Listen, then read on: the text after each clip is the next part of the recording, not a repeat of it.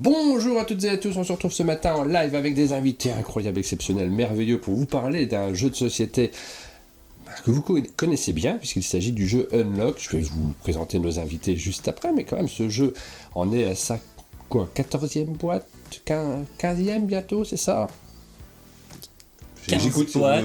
Ouais, 15 boîtes, j'entends un 15 boîtes. Il y a 15 boîtes, bientôt la 16e. Bientôt la 16e. C'est un jeu qui va avoir un reveal dans cette émission. Dans cette émission, à la fin, on va vous montrer quelque chose sur la suite des aventures d'Unlock. Et pour m'accompagner, pour nous raconter tout ça, nous avons, vous le voyez déjà à l'écran, Thomas Coé, juste à côté. Salut Thomas, comment ça va? Ça va bien. Nous avons au bout de la table Raphaël Bourré. Bonjour Raphaël. Bonjour. Ravi de t'accueillir pour la première fois au chalet. Moi aussi, très heureux. J'avoue que là, c'est quand même un gros plaisir là, d'être au chalet, de voir tous ces jeux. C'est vraiment un petit parc d'attractions pour le jeu de société. T'as vu, on est encore ici. Hein. Oui, non, mais ça ne s'arrête plus. À chaque fois, j'en vois des nouveaux, c'est trop bien. Et c'est vrai que Thomas, juste avant, t'as dû te stresser au chalet parce que tu t'as pas vu tous les historiques, tout ça, tu t'es dit mais c'est des nuls, Martin et Ben. Non, ils sont ici, je les garde à côté de moi, à côté de mon bureau. Bonjour Hélène. Bonjour. Ravi de t'accueillir de nouveau au chalet, c'est un plaisir de t'avoir parmi nous. Partagez. Voilà, on va vous représenter vos fonctions, ce que vous faites autour de Space Cowboy, autour d'Unlock. Hélène, on a eu l'occasion de te voir plusieurs fois, mais pour parler de Repopron notamment à un moment, pour parler de communication plus largement. On va rentrer dans les détails juste après. Vous voyez le menu qui est indiqué en bas de notre écran. Ben oui, on va commencer par vous parler de nos invités. On va vous parler de la gamme Unlock. C'est le principe de cette émission. Sachez qu'on fait 2 émissions. Là, on est ensemble. On partage avec le chat. On s'amuse autour d'Unlock. On a ce reveal en fin d'émission. Vous avez participé en vous posant quelques questions via un sondage dont on va donner également les résultats dans cette émission. Première question qu'on va poser à tout le monde et qu'on a déjà posée dans le sondage, vous pouvez aller sur notre site umdj.fr pour continuer à participer, c'est quel est votre Unlock préféré, hein, tout simplement.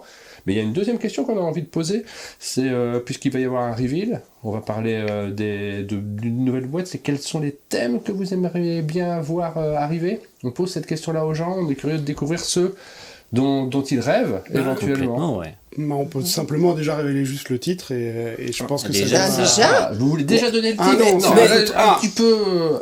Non. Attention. Ça va beaucoup trop. Non, mais quels sont les... Parce qu'il y a des thèmes à chaque fois. Et en fait, c'est une entrée sur Unlock, beaucoup plus que sur d'autres jeux, parce qu'il y a plein de jeux d'escape. Hein. Il y en a... Tous les éditeurs ont le leur. Mais sur Unlock, c'est vrai que les thématiques sont hyper importantes. Hein. Quand on joue à Unlock, on regarde, là, ça va parler de ça. Et même quand on choisit, j'imagine en boutique, les jeux, la thématique était une porte d'entrée qui est utile. Si vous voulez un indice nébuleux, on va dire que c'est une expérience qu'on a déjà fait par le passé. Voilà, déjà. Dans les boîtes d'Unlock. Et c'est vrai que le thème, c'est important. Parce que sinon, c'est dur de rentrer dans l'aventure quand même, et dans les histoires. Parce que si t'es pas emballé par le thème, c'est dur déjà de te motiver à aller... Bon, tu vas faire 1 heure d'enquête sur un thème qui te tente pas? Non. Mais des fois, c'est cool de découvrir des nouveaux thèmes aussi, et de découvrir des nouveaux univers. 20. Comment ça, 20? C'est le temps qui vous reste pour cette émission. Seconde. Ouais, 20 minutes. C'est une émission de 20 minutes, donc je note. Je vais noter l'heure à laquelle on doit même. finir l'émission. Il est 8h14, vous le voyez à l'écran. Donc, à 34, on arrête. Hein. Je vous préviens, parce que, à moins que vous gagniez du temps dans cette émission. Ouais, parce que c'est pas ce qu'on avait signé. Hein. Hop, à 34, Mais on arrête comment l'émission. gagne-t-on du temps? J'ai tout prévu. Comment on gagne du temps? Je savais Une que... bouteille d'oxygène. Je vous ai préparé des petites fiches. Regardez, il y a des cartes d'Unlock, il n'y en a pas beaucoup, il y en a 4 qui sont posées juste devant nous. Donc, je vous le montre avec la vue du haut, ces 4 cartes d'Unlock.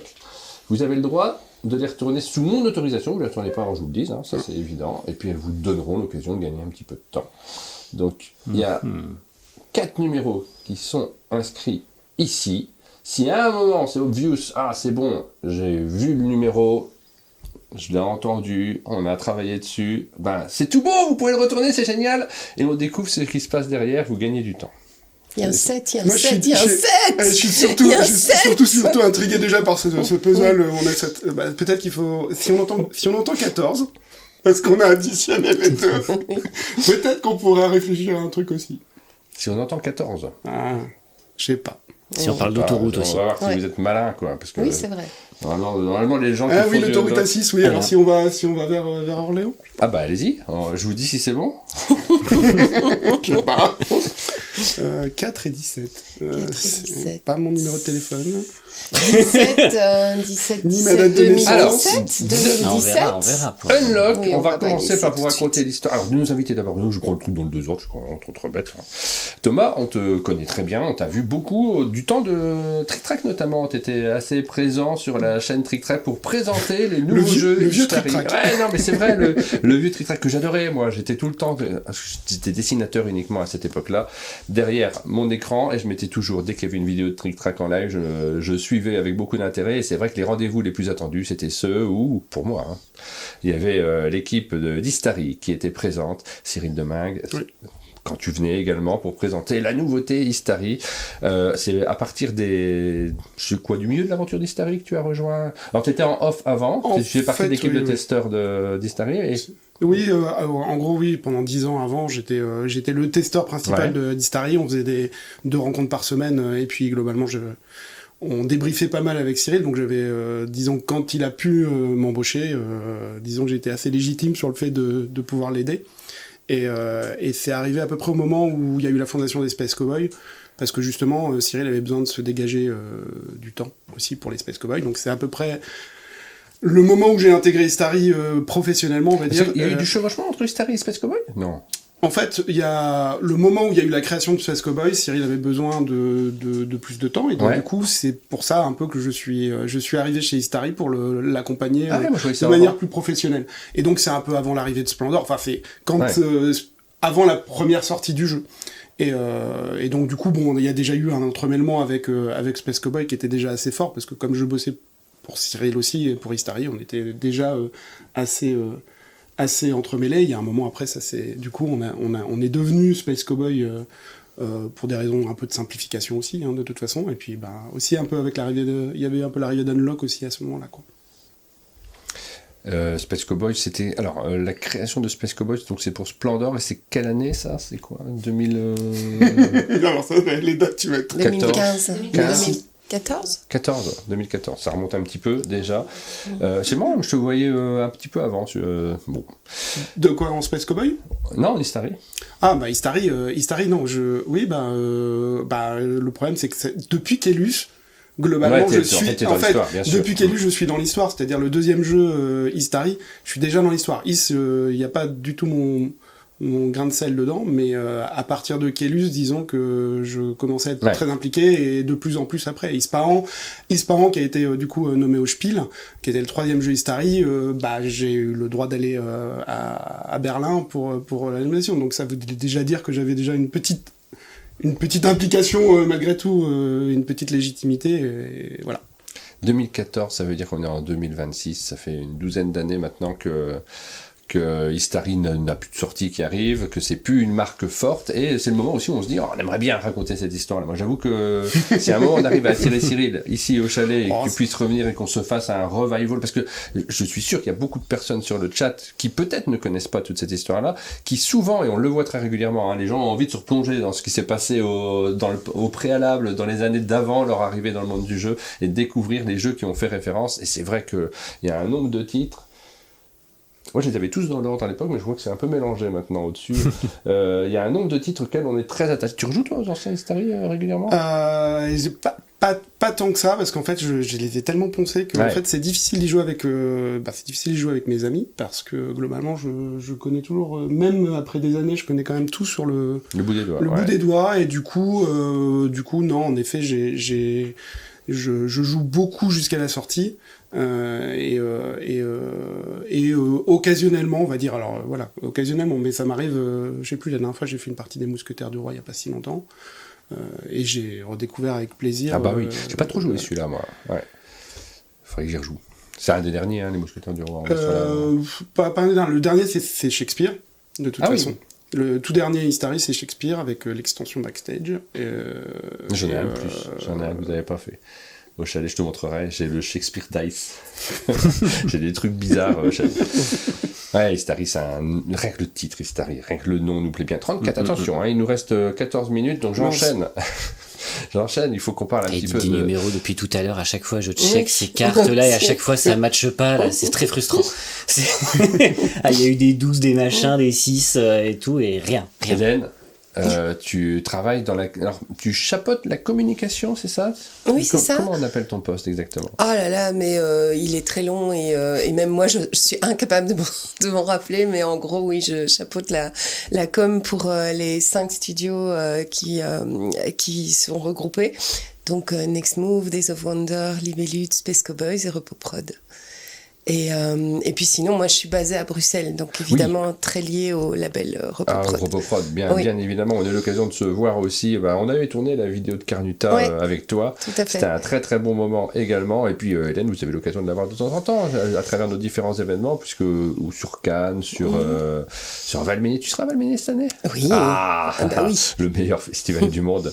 On se croise régulièrement pour pouvoir parler des jeux, les mettre en avant également. Et puis c'est vrai que la dimension de la communication, elle devient très compliquée parce qu'on fait peser un poids aussi sur la communication de manière générale important dans le succès des jeux. Oui, et puis il y a beaucoup de sorties et il y a des jeux où c'est compliqué. Unlock, par exemple. Ouais. Comment est-ce qu'on communique sur Unlock sans tout spoiler, avec en plus des gens comme ça qui vous fixent et qui vous disent « Attention, cette carte-là, tu ne peux pas la montrer, ce dessin-là non plus, mais ça non plus. La couve, tu vas vraiment monter la couve, t'es sûr ?» Et donc en fait, on est là et parfois c'est vrai qu'on se retrouve à se comme dire... des tyrans. Exactement. On se retrouve à dire bon on va mettre la boîte et on va dire voilà c'est sorti, parce que c'est à peu près tout ce qu'on peut dire. Ouais. Mais en même temps c'est hyper chouette parce que c'est très justement ça réveille la créativité. Il y a tout le temps des univers différents qui sont tous plus cool les uns que les autres quand même en termes de pop culture. Ouais. Si on aime ça, Unlock c'est un trésor quoi. Là il y a des choses qui arrivent encore, notamment une Unlock Short. Où les univers sont fous, vraiment fous. Et c'est hyper gai, graphiquement, c'est tout le temps aussi des pattes différentes. Et puis c'est vrai que c'est quand même très très triste d'avoir comme dans son boulot de devoir tester des scénarios d'Unlock pendant ses heures de travail. On va en parler, hein. C'est vraiment horrible. Mais oui, la com est importante et chaque jeu doit avoir sa com sur mesure. Donc on va pas communiquer de la même manière si on parle d'Unlock que si on parle de Splendor. Oui, bien sûr. Alors que c'est le même éditeur. La même maison d'édition même. Ou Spooky Tower qui est un jeu qui est une... Non mais on communique pas sur Spooky Tower. qui est une création Spooky Tower, donc c'est forcément pas la même approche qu'un jeu sur lequel il y a une attente de dingue, où les gens sont... Quand sont on très... crée un nouveau nom, un nouvel univers, etc., oui c'est encore plus particulier. Donc là, ça va être de l'insuffler, de le montrer en festival. À Cannes, il y avait des fils pour jouer à Spooky Tower ou à First Giants, qui sont les sorties qui arrivent. Et donc, on va créer une autre...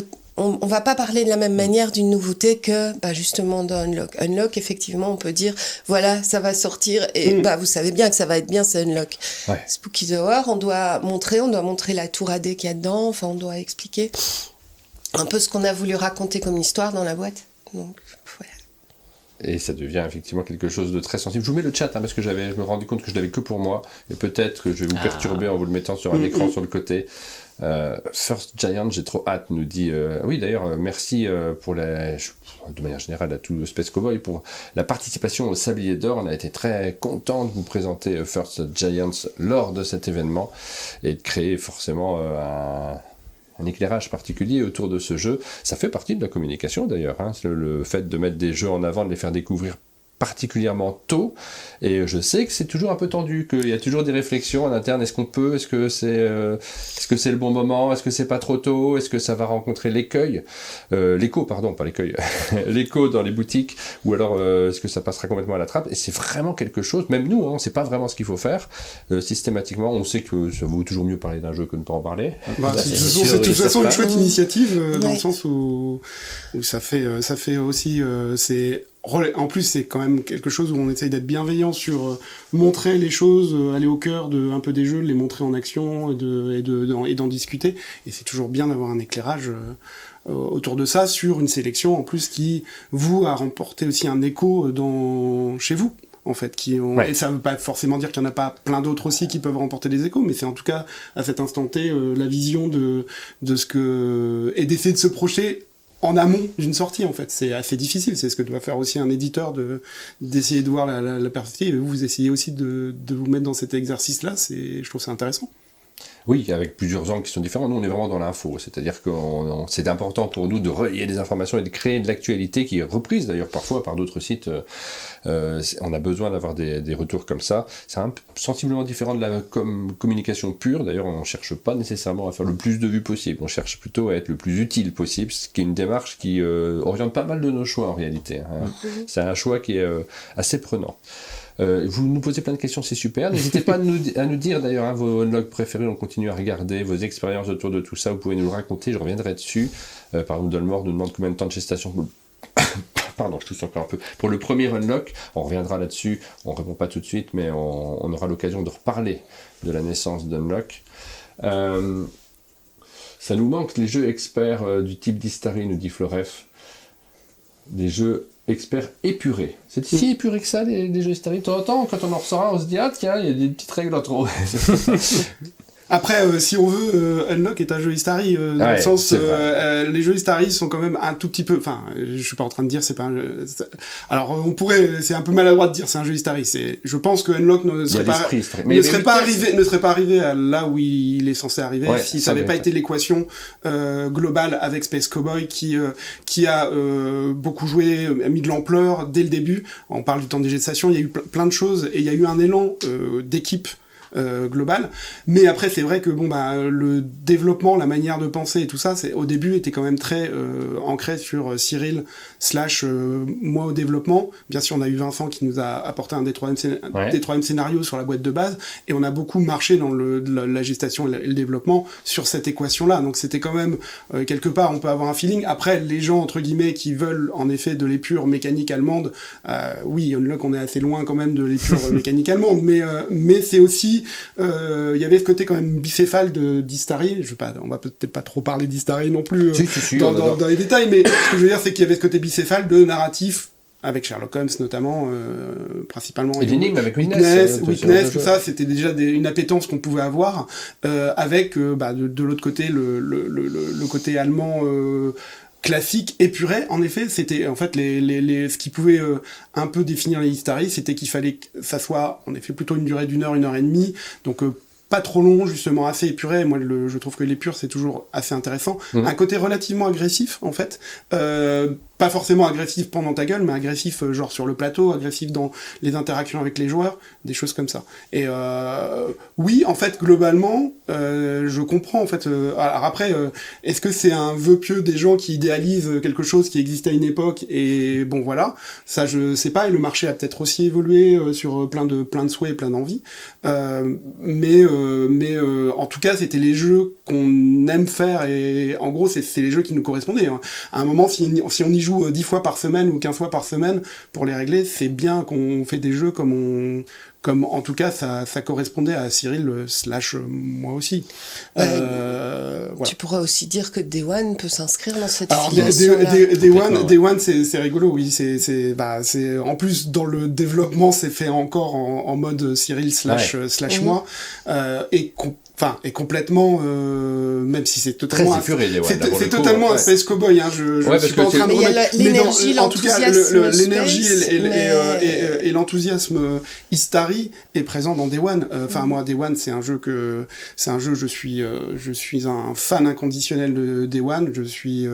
J'essaye de me, justement, tu disais, est-ce que tu joues beaucoup aux jeux Istari après? Day One, pour l'instant, je me retiens pas mal d'y jouer, et à chaque fois que je retombe dedans, je suis comme j'ai envie de renchaîner les parties.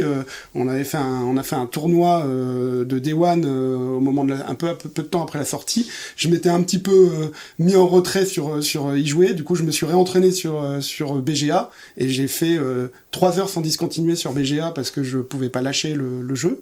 Et puis après, j'ai fait ma dernière partie de Day One, c'était pendant ce tournoi-là. Et j'ai fait une partie avec un mélange de... il y avait Cyril en face de moi et des débutants. Et c'était très drôle parce que c'était une des parties les plus tendues que j'ai vécues. J'étais sur un nuage, quoi. Ouais. Donc voilà, des jeux Istari, il en existe encore des jeux Istari purés, parce que Day One, ça en fait partie, oui, en effet. Voilà. Il en existe toujours, il y en a toujours. Enfin, surtout, on a l'occasion d'en reparler régulièrement de ces jeux-là, et c'est le cas d'ailleurs. Alors, qu'est-ce qui nous a marqué? J'ai acheté Prosperity sur les conseils de Pénélope. Je sais plus où j'ai vu ce commentaire qui nous dit exactement. Donc, on a souvent l'occasion de vous parler de ces jeux. Raphaël, on t'a pas présenté. Tu es le dernier arrivé. Oui. Chez Space Cowboy. Tu es arrivé quand ? Moi, je suis arrivé il y a 3 ans. Il y a 3 ans. Spécifiquement sur la gamme Unlock. Ouais, spécifiquement, en tant que game developer. Donc avec l'idée vraiment d'être dans le développement mécanique, on va dire, des scénarios, des énigmes, etc. Et maintenant, je commence à travailler sur des projets qui sont aussi des nouvelles IP, t'as le droit etc. d'aller en récréation sur d'autres trucs. Il y a une question que je ne vous ai pas posée à tous d'ailleurs, c'est ce que vous faisiez avant. Tu faisais quelque chose avant, Raphaël, un autre métier ? Plusieurs autres métiers. Ouais. J'ai été chef de projet chez Don't Panic Games, j'ai été ludicaire et j'ai été aussi en escape game, mais pas, on va dire, en tant que création d'escape et compagnie, je faisais des factures. Donc rien de bien. Mais que dans le jeu en fait. Mais... T'as une carrière entièrement orientée sur le jeu. Ouais, en fait, moi j'ai même fait une formation de jeu de société, etc. En fait, au début, je faisais des études de psycho, sauf que j'étais aussi dans mon asso de jeu à la fac. Et je me suis rendu compte que j'allais plus souvent dans mon asso de jeu que dans mes cours de psycho. Donc je me suis dit qu'il fallait peut-être changer de braquet et plus me focaliser sur le jeu. Et ouais, en fait, c'est vraiment une découverte de passion à la fac, en fait. Le jeu, avant, jeu de société, je m'en fichais un petit peu. Et d'un coup, en fait, j'ai découvert ça. Et vraiment, c'est le truc où au final, je me suis dit, ok, en fait, c'est ça que je veux faire. Et je veux passer le reste de mon temps maintenant à faire du jeu de société et du jeu de rôle, quoi. Oui. Et Unlock est arrivé là-dessus. Alors c'est un défi parce que c'est un jeu monde, il y a tout à l'intérieur d'Unlock. On va en reparler de cette gamme-là, de ce qu'il y a autour d'Unlock et de l'année incroyable de 2017, le moment où ça s'est créé. C'est le... Ah, ça y est. Je l'avais dit avant, je l'ai dit au tout début. J'y étais pas. 2017. On était concentré sur Martin, en fait. Ben oui, merci. Heureusement, vous surveillez. Il y en a un autre que vous pouviez déjà trouver. J'ai hésité parce que tu as dit 34, mais ça compte ou pas ? Non. Mais après, à tout moment, vous pouvez me dire je retourne. Attention, il peut y avoir des pièges. Faites gaffe au malus. Les mauvaises réponses. Alors, qu'est-ce qu'il y a derrière ? C'est des petites questions. Déjà, je vais vous rajouter 10 minutes.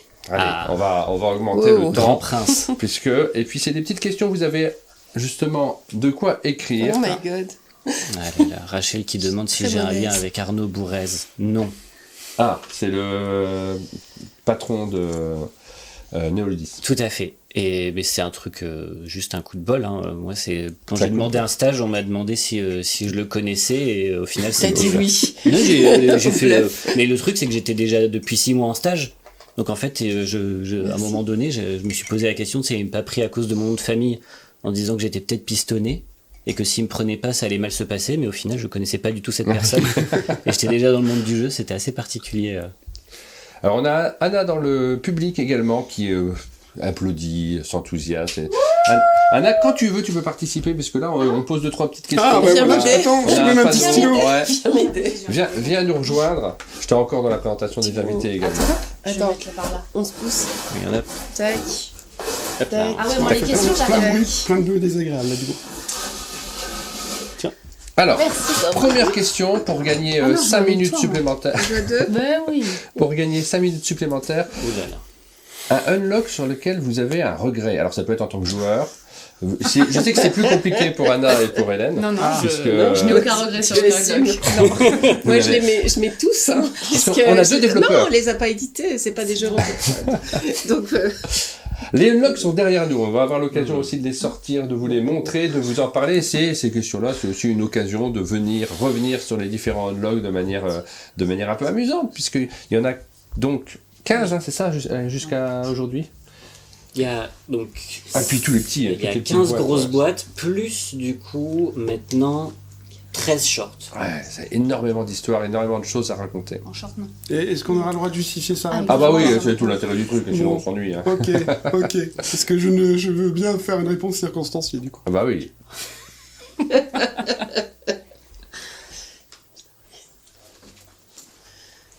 Non, faut pas écrire. On va pas mettre Tiens, ça. on n'écrit pas, nous.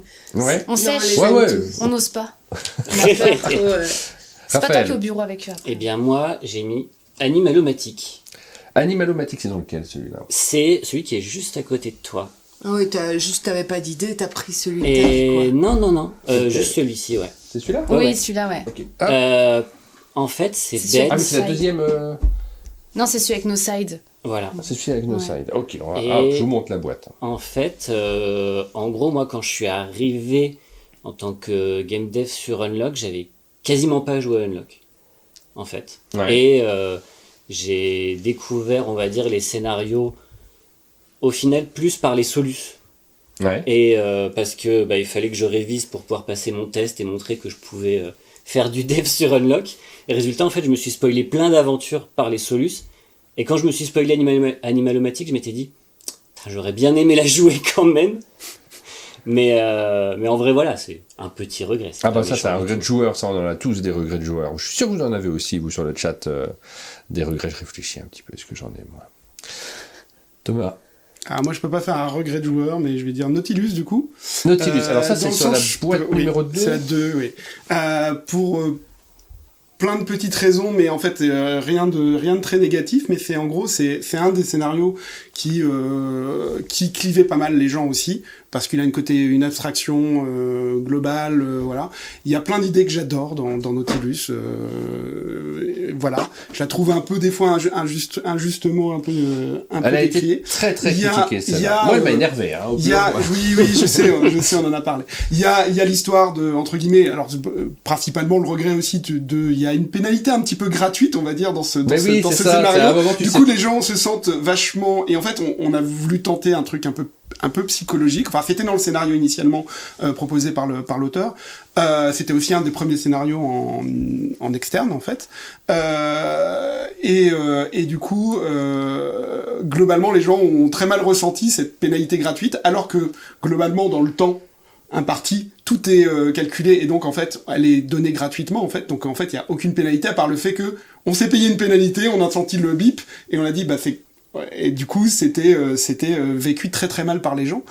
Et donc ça nous a appris aussi que globalement il y a des moments, il y a des choses, on tente des choses parce que on a des humains qui apprécient les choses de manière différente. C'était plutôt mieux passé globalement dans les tests, et sinon on l'aurait pas mis. À un moment, je pense qu'on n'aurait pas tenté ça si ça avait été rétrospectivement, mais c'est aussi toute la beauté de l'édition, c'est que on publie quelque chose et on lance. Le scénario est excellent, et en effet j'en ai discuté avec plein de gens. Il y a des gens qui ne sont pas rentrés dedans du tout, il y a des gens qui considèrent que c'est un des meilleurs c'est Rémi Saunier. Rémi Saunier qui m'a dit que les deux qu'il aimait beaucoup, c'était Nautilus et les dinosaures dans la boîte 4, et globalement en fait c'est un peu critiqué, mais je pense aussi que c'est aussi il y a certaines formations d'esprit qui sont différentes, et qui vont rentrer plus dans des choses différentes en fonction des aventures. C'est aussi pour ça qu'on fait 3 aventures dans une boîte, parce qu'on veut que,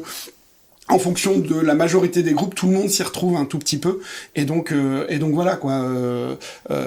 Nautilus, voilà, je me dis toujours, et de toute façon, quels que soient les scénarios, je me dis toujours qu'est-ce que j'aurais pu faire de mieux pour le vendre, mais je suis quand même de toute façon content de ce qu'on a proposé. Et puis c'est assez variable, on le voit sur le chat, on a des commentaires. Big Mich nous dit la plus décriée pour moi, c'est la boîte de Star Wars. C'est-à-dire qu'elle s'adresse à un public un peu moins expert, donc forcément, oui. Je regrette de ne pas encore avoir pu faire Alice en regret. Bah oui. Sur cette boîte, j'ai fait une illusion qui m'a pris une semaine. Sur la boîte ici, là, celle-là, sur le Tour du Monde en 80 jours, qu'est-ce qui a demandé une semaine? On va pas le dire. On peut pas. On peut pas parler d'Unlock. Mais c'est vrai que t'as plein de gens qui adorent certains scénarios et d'autres qui les détestent. C'est très marrant ça, hein, quand il y a... Alors c'est marrant, c'est aussi stressant. Mais quand il y a une sortie d'une nouvelle boîte, de regarder les retours des gens, et c'est toujours... Enfin ça arrive très régulièrement que t'as des gens qui disent « Celle-là incroyable, je l'adore » et... En dessous, t'as un autre commentaire. Oh, je l'ai détesté. Et c'est vraiment, t'as régulièrement des scénarios comme ça où t'as les extrêmes. Enfin, typiquement, tu vois, celle où t'as eu des retours très polarisés, c'était Ragnarok. Donc, sur la boîte 12 Supernatural, t'as des gens qui étaient à dire oh, c'est une masterclass incroyable, c'était vraiment un challenge et tout. Et d'autres qui disent oh, c'était super dur, j'ai rien compris. Et c'est très différent. Et Unlock, c'est aussi le challenge d'avoir des choses qui soient adaptées à plein de manières de penser différentes, parce qu'on ne pense pas tous de la même manière du tout. Non.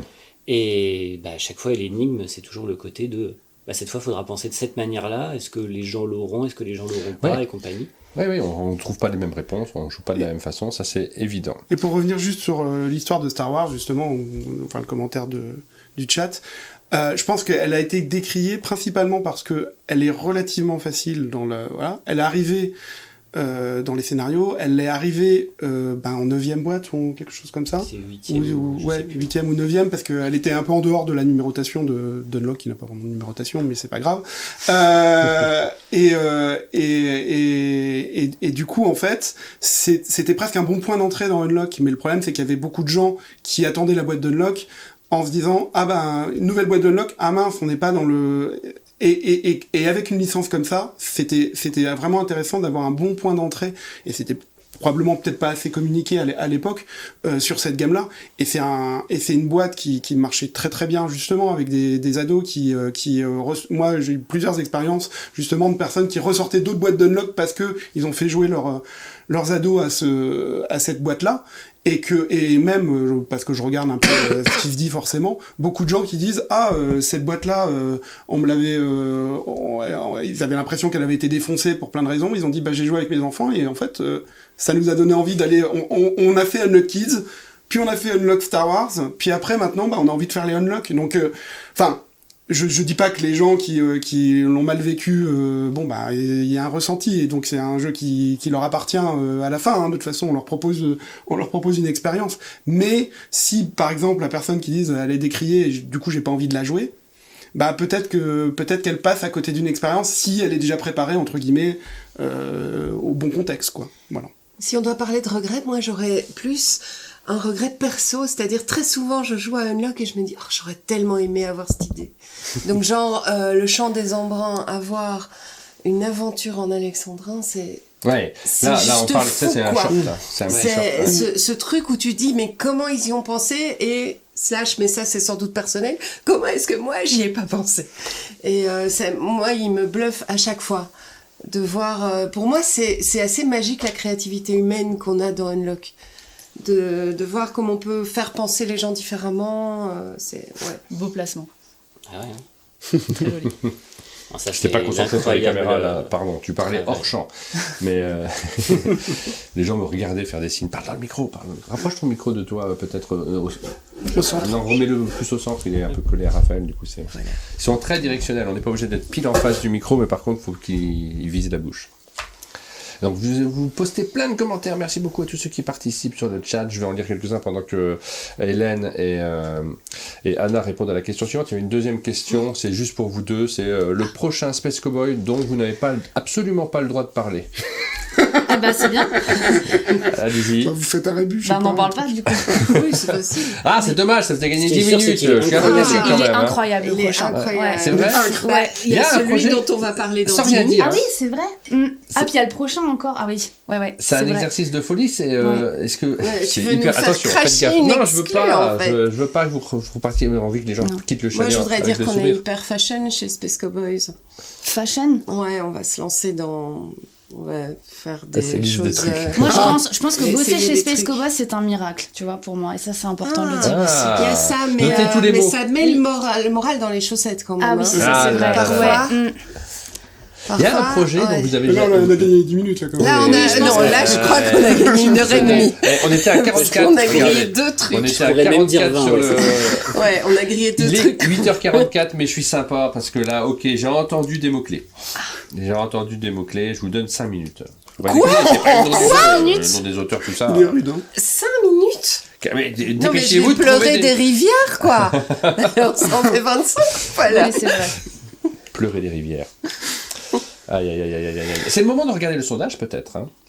Il s'est passé pas mal de choses. Et alors, il faut que je prenne mon iPad. Ah, le blanc, c'est beau. C'est le moment de chanter. Je prends mon iPad, parce que j'ai besoin d'un temps supplémentaire. Je crois que je regarde, c'est ça? Non, je prends mon iPad. Oh, mais il y a un numéro, là! Bravo, Thomas! Confirmation! Ouais. Mais attention, hein, vous avez vu qu'il... On a eu des gros Il est indices. orange, non, il est rouge. Vous savez qu'il y a un Il est numéro rouge. 3 Attends, là-bas. il est on n'a rouge, pas la attends, carte. ça fait un regarde code, ça, c'est un peu. peu. Oui, j'ai mis un numéro sur tous les Oui. En fait, c'est ça, tous les écrans sont numérotés. Moi, je pensais que c'était Ah, une non, question regarde. technique. Oui. T'as pris le 4, les côtés rires Ah, je te laisse Non. regarder. Non, mais toi, Attends, tu les et as c'est un pris. piège, on va avoir Ça, une j'ai déjà pénalité. Une J'ai le droit de pénalité. regarder Une pénalité Oh, 5 minutes en moins. Non, mais- Ah, il est Comment rouge. ça? Qu'est-ce Mais que t'as pris c'est? le 4 bleu. Bah, faut pas les fesser. On va prendre le 8. Ah bah oui, il était rouge, mais... Mais il n'y a pas 8! Mais il Mais y a pas faut huit. gagner du temps. Faut c'est la- gagner du c'est la temps, catastrophe. t'auras pas une autre annonce. Il n'y a pas de 8. Mais non, mais il est rouge. Mais Il y a on pas peut un pas endroit faire- où il est rouge. Oh là là, mais qu'est-ce qu'il Rouge. Bah, j'additionne, allez, on Ah, additionne. T'as le 3. Non, mais regarde. regarde, Ah regarde, non, le 3 le bleu. 3, bah oui, ça Le fait un 3, 7. Il y a un ça écran, fait hein, un vous voyez, 7. Voilà, on fait 3 plus 4, ça fait J'explique 7. pour ceux qui nous Purée, regardent. on est nuls. Il y a un Mais écran c'est avec quoi, un c'est 3 quel bleu qui musée voit On n'a le jamais début joué de à la- Noël, c'est pour ça. qui voit depuis le début de l'émission. On Et est il y a nuls. un autre écran que j'ouvre pour voir le sondage de manière extrêmement bien jouée. Vous avez vu comme je joue bien hein, quand même. Oui, Il bravo. faut que je remette le chat à jour parce que je veux lire les commentaires des gens qui sont qui rigolent. Les micros, oui, on parle tous en même temps. Pardon. Ah, je pardon, sais. mais moi je parle fort aussi. Et le son de Martin est faible. Oh, c'est possible, il est un petit peu faible, voilà. Il est plus fort maintenant. Non, mais Martin, il a triché. Il a pas suivi les codes d'Unlock Ouais. complètement. Il a Comment fait bleu et rouge, mais il a pas fait des pièces de puzzle. Ah voilà. Regarde, il n'y a pas On une pièce était de puzzle. complètement Il déstabilisés. nous a donné un Sur petit les indice, quatre, c'est sur pas les complètement écrans. malhonnête. oui. Sur les Sur écrans, ton il y en a 4 et pas. ton 3, il n'y a pas Ouais, tant je de l'ai pas mis sur symboles les de écrans, je l'ai fait à puzzle. l'envers parce que Au je me suis niveau dit que vous étiez doué. ergonomie, ouais. Ouais, bah, Ah bah, tu t'es trompé. Allez, On est mauvais. vous gagnez les minutes précieuses qui vous permettent Ah. de continuer la partie vrai-faux. Ah, il Ah, tiens, avec c'est une carte avec une illustration de Vincent Dutrem, mais on n'a pas eu tous les moyens, donc j'ai juste mis l'emplacement. C'est n'importe quoi. Ah, j'ai préparé un vrai faux. On va pouvoir gagner des minutes et se retrouver un petit peu plus à l'aise quand même, hein, parce que c'était compliqué. Je vais vous poser quelques questions bien sur sûr. le thème de l'ouverture de la fermeture, parce que unlock, fermeture, tout ça, Ah, ouais, mince. c'est bien. Non, mais tout est très très bien réfléchi.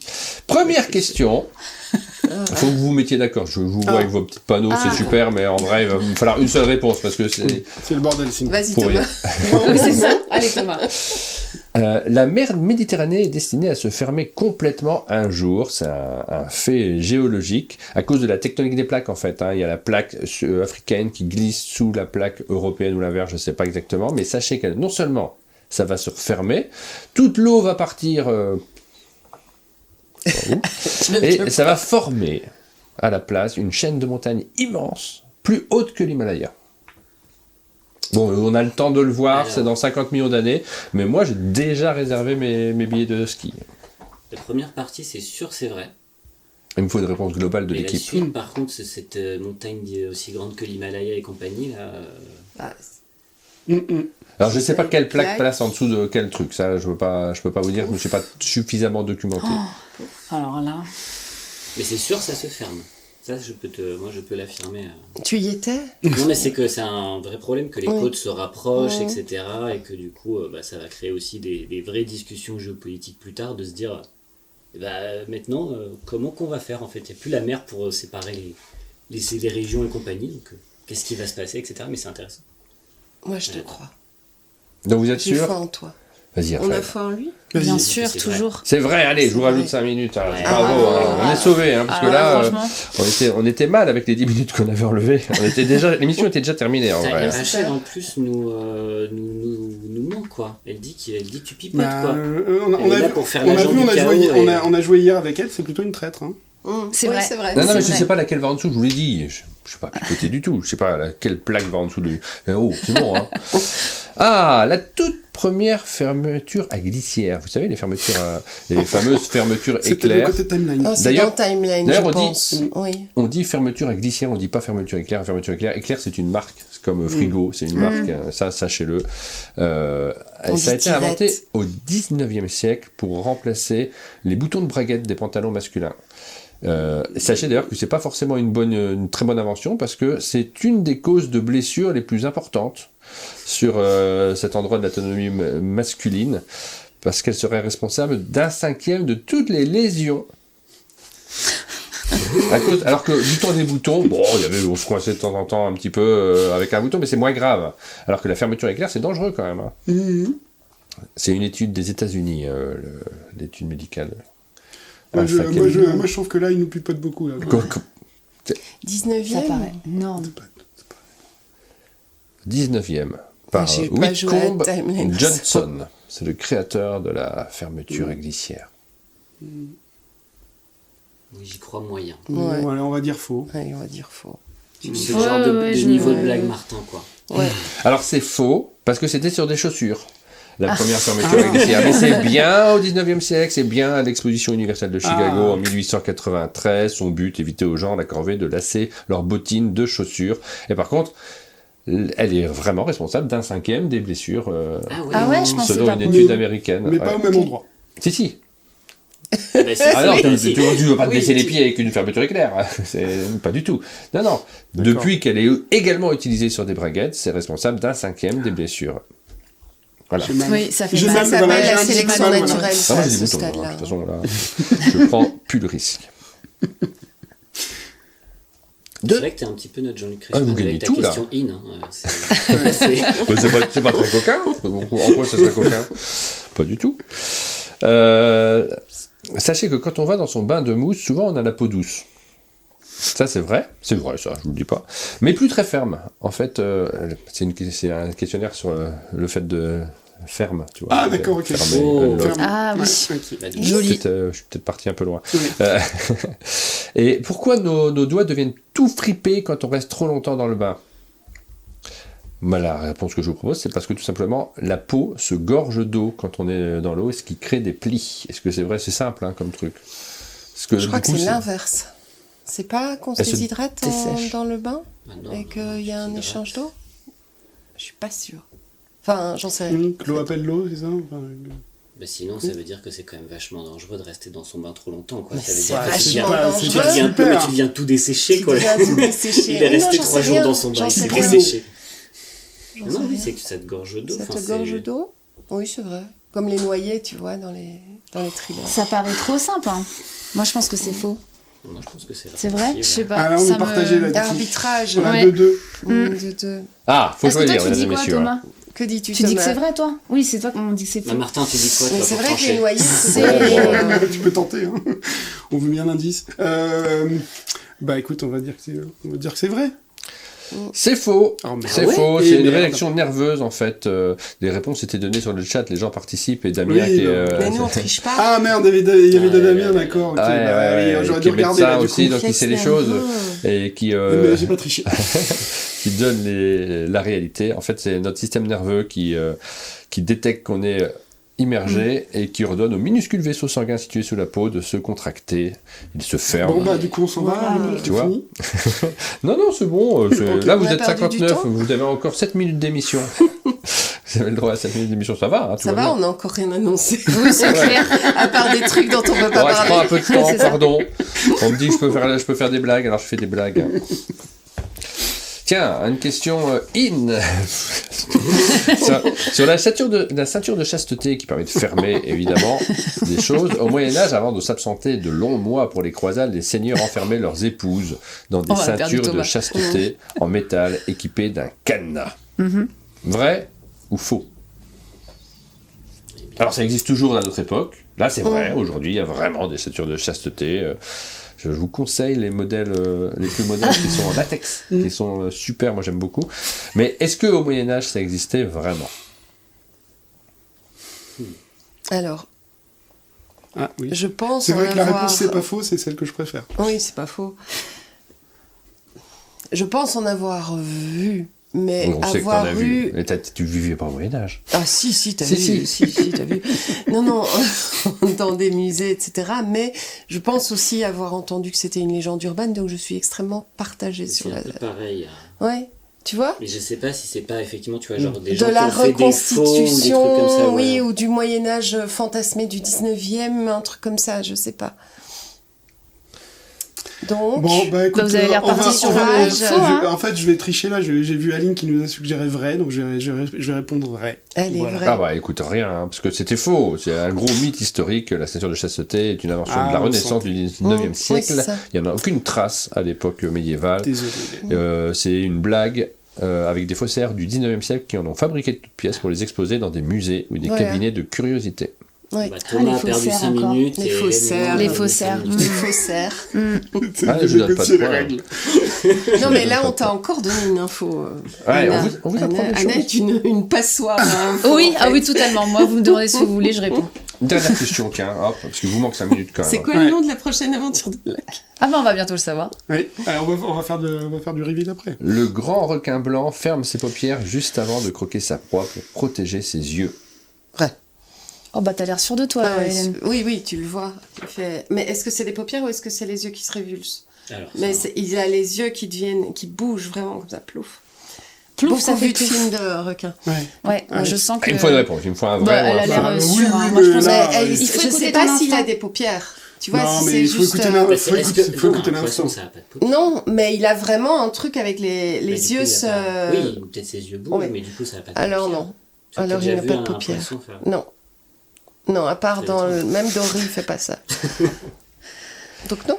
Ah Alors, là là, on va contre Tous ton les instinct, requins ont des Hélène. paupières, sauf le requin blanc. Ah. Enfin, tous, l'essentiel des requins, je veux pas dire Bah, des on a choses qui dit non, risquent hein. de pas être vraies, vous avez dit non. C'est vrai. Le grand requin blanc ne ferme pas les paupières, tu as raison, contrairement à d'autres espèces de requins, Ah, comme le donc il y a requin quand même- Ah, mais il y a quand tigre. même- Donc il y a Il y en a quand qui même en ont plein de des requins vrais. qui ont des... Enfin, il a vraiment un truc où tu vois l'œil qui... Exactement.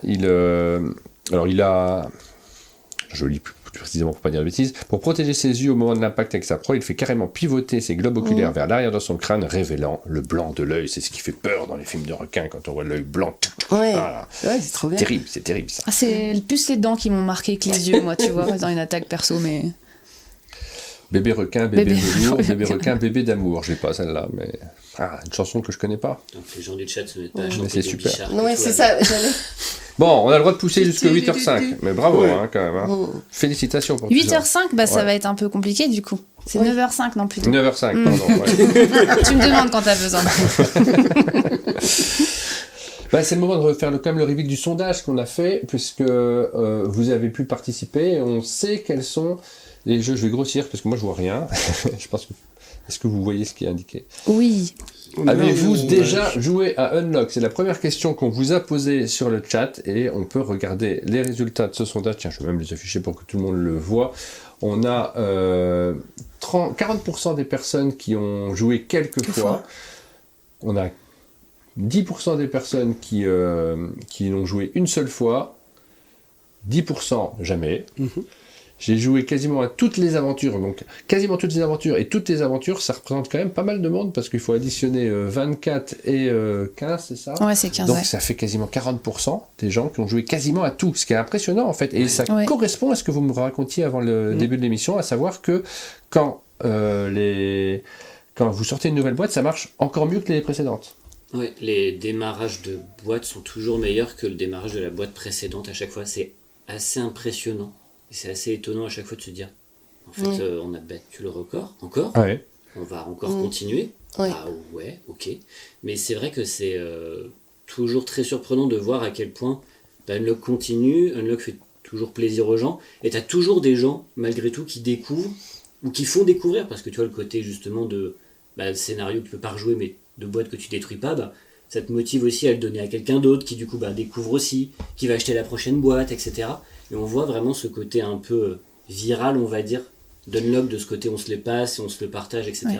Et C'est c'est vraiment pour très ça cool qu'il n'y a pour pas ça. de numéro sur les boîtes aussi. Enfin, pas très visible. Oui, pour c'est pas ça. donner l'impression Donc, qu'il faut qu'il y a un ordre. commencer. Ah non, oui, il n'y a pas Il n'y a d'ordre. pas de toute façon. d'ordre. Ça, Et depuis je le trouve début, ça c'était important. ça, Ouais. c'était hyper important important. de se dire que vous pouvez commencer. Oui, on peut prendre le train en marche. On le fait. Et après, on vous a posé la question, donc là, je ne sais pas si ça vaut le coup que je les montre plus particulièrement, mais de savoir quelle était votre boîte préférée. Coucou à Grédou, le stagiaire préféré d'Hélène. J'en ai trois, et c'est tous les trois mes préférés. Il ne faut pas choisir entre ces stagiaires.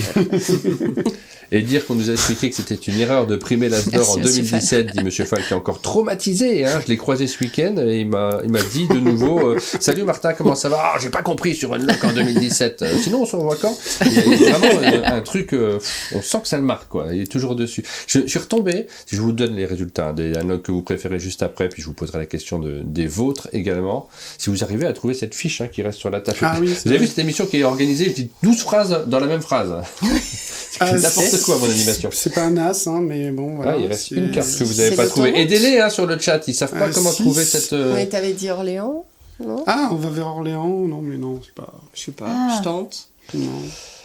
Je suis retombé en cherchant sur cette page que je vous montre ici, Bruno Catala, qui en 2017 était tout fier d'annoncer évidemment sa nomination pour King Domino, puisque cette année-là, il y avait son petit descriptif. Je vous laisserai le relire après si vous avez envie de ses attentes, ses découvertes, Codenem, grandissime favori cette année-là à l'As d'Or. Tout le monde s'attendait à ce qu'il l'emporte, peut-être en tout cas, parce que c'était le jeu qui était très connu, très installé, qui a gagné le Spiel d'ailleurs cette année-là. Imagine, c'est un jeu qui a rencontré un succès de dingue, c'est peut-être celui qui est le moins resté dans les 4, mais qui a été l'un des premiers jeux cocktail game à faire un raz-de-marée, à toucher énormément de monde, et King Domino qui est toujours très présent évidemment, gros succès chez Blue Orange de Bruno Catala, qui a gagné le Spiel aussi. C'est ça qui est fou, Et donc Unlock qui venait d'arriver. Et Dracomino après a eu le Spiel enfant. Ouais. C'est vrai. Unlock venait d'arriver et voilà, c'était le suspense. On se demandait mais quel jeu va remporter l'As d'Or 2017. Surprise sur la scène du Festival des Jeux de Cannes, c'est Unlock qui décroche la tabale. Surprise aussi, alors il y a eu tous des débats sur le moment où ce jeu était sorti. Ça a amené aussi des clarifications, mais c'est vrai que force est de constater que le jeu s'est installé et que cette année était juste une année extraordinaire avec 4 titres majeurs. Qui chacun il y en a 3 qui sont partis avec un Spiel parce que Unlock aussi a eu son Spiel d'Acieros un peu plus tard pour le Grand Prix allemand pour l'ensemble de son œuvre. Oui, c'était un peu ils ont primé des boîtes particulières, mais c'est vrai que le message du Spiel était de dire en fait la manière dont Unlock a évolué nous a beaucoup plu et donc ils ont fait un prix spécial pour au moment justement de la boîte 10 de Game Adventure. Ouais, c'est ça. C'était un prix spécial, d'ailleurs, même, c'était la première fois de l'histoire du Spiel, un prix spécial combiné entre le jury enfant et le jury, du coup, adulte, qui a fait... donc c'était vraiment, il y avait aussi Unlock Kids dans cette équation-là, quoi. Ils étaient très contents de promouvoir toute cette gamme. Voilà. Sachant que Martin est en train de nous highlight dans le chat. Moi ? Il y a quelqu'un qui a écrit « Ils sont assis ». Ah, vous êtes... Bravo, Raph, t'as l'œil quand même. Alors, vous êtes assis. Qu'est-ce que ça veut dire ? Il faut trouver ce numéro écrit quelque part. Bon, allez, on ose. Non, il veut qu'on trouve. Il faut ça dure sous nos sièges. Ah bah je sais pas, chercher quelque chose, moi j'en sais rien. Sous ton siège, Hélène. Mais oui. Levez-vous. Levons-nous. Vous êtes debout. De l'animation. Ouais. Attendez. Tu l'as ? Ah si.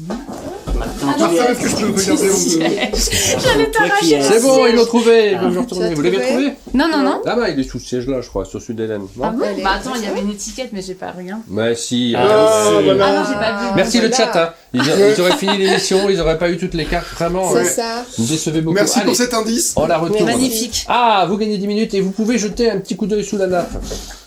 sous la nappe. Sous la nappe. Sous la nappe, qui est là. Hop. Oh là là. Ah, oui, il se passe tellement mais de choses, que de c'est mystère, c'est incroyable. Jusqu'au bout.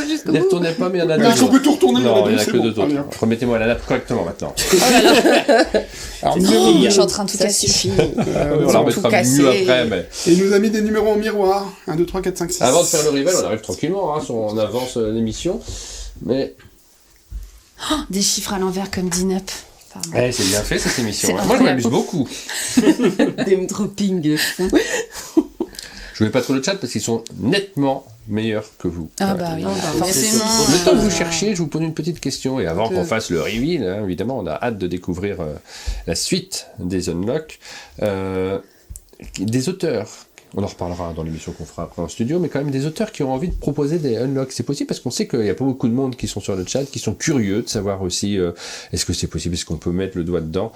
Bien sûr. Ouais. Comment ça avec, marche grand plaisir. En fait, déjà, il faut qu'ils nous contactent en disant j'ai une idée, j'ai envie de proposer quelque chose, etc. Et une fois qu'on a pris contact avec eux, en fait, nous, on a une sorte de petit guide, on va dire, un peu succinct pour expliquer un petit peu ce qu'il faut faire et pas faire dans un unlock. Il y a carrément un guide, et un truc écrit... écrit par votre très cher serviteur Thomas Coé. Ouais. qui du coup explique un petit peu les trucs qui marchent bien, les trucs qui marchent moins bien, les trucs où c'est un peu dangereux, etc. Et ensuite, on va du coup avoir aussi toute une partie où on va échanger avec du coup la personne qui veut proposer pour déjà qu'on voit son pitch, qu'est-ce qu'elle a envie de raconter comme histoire et c'est quoi un petit peu les gros marqueurs mécaniques.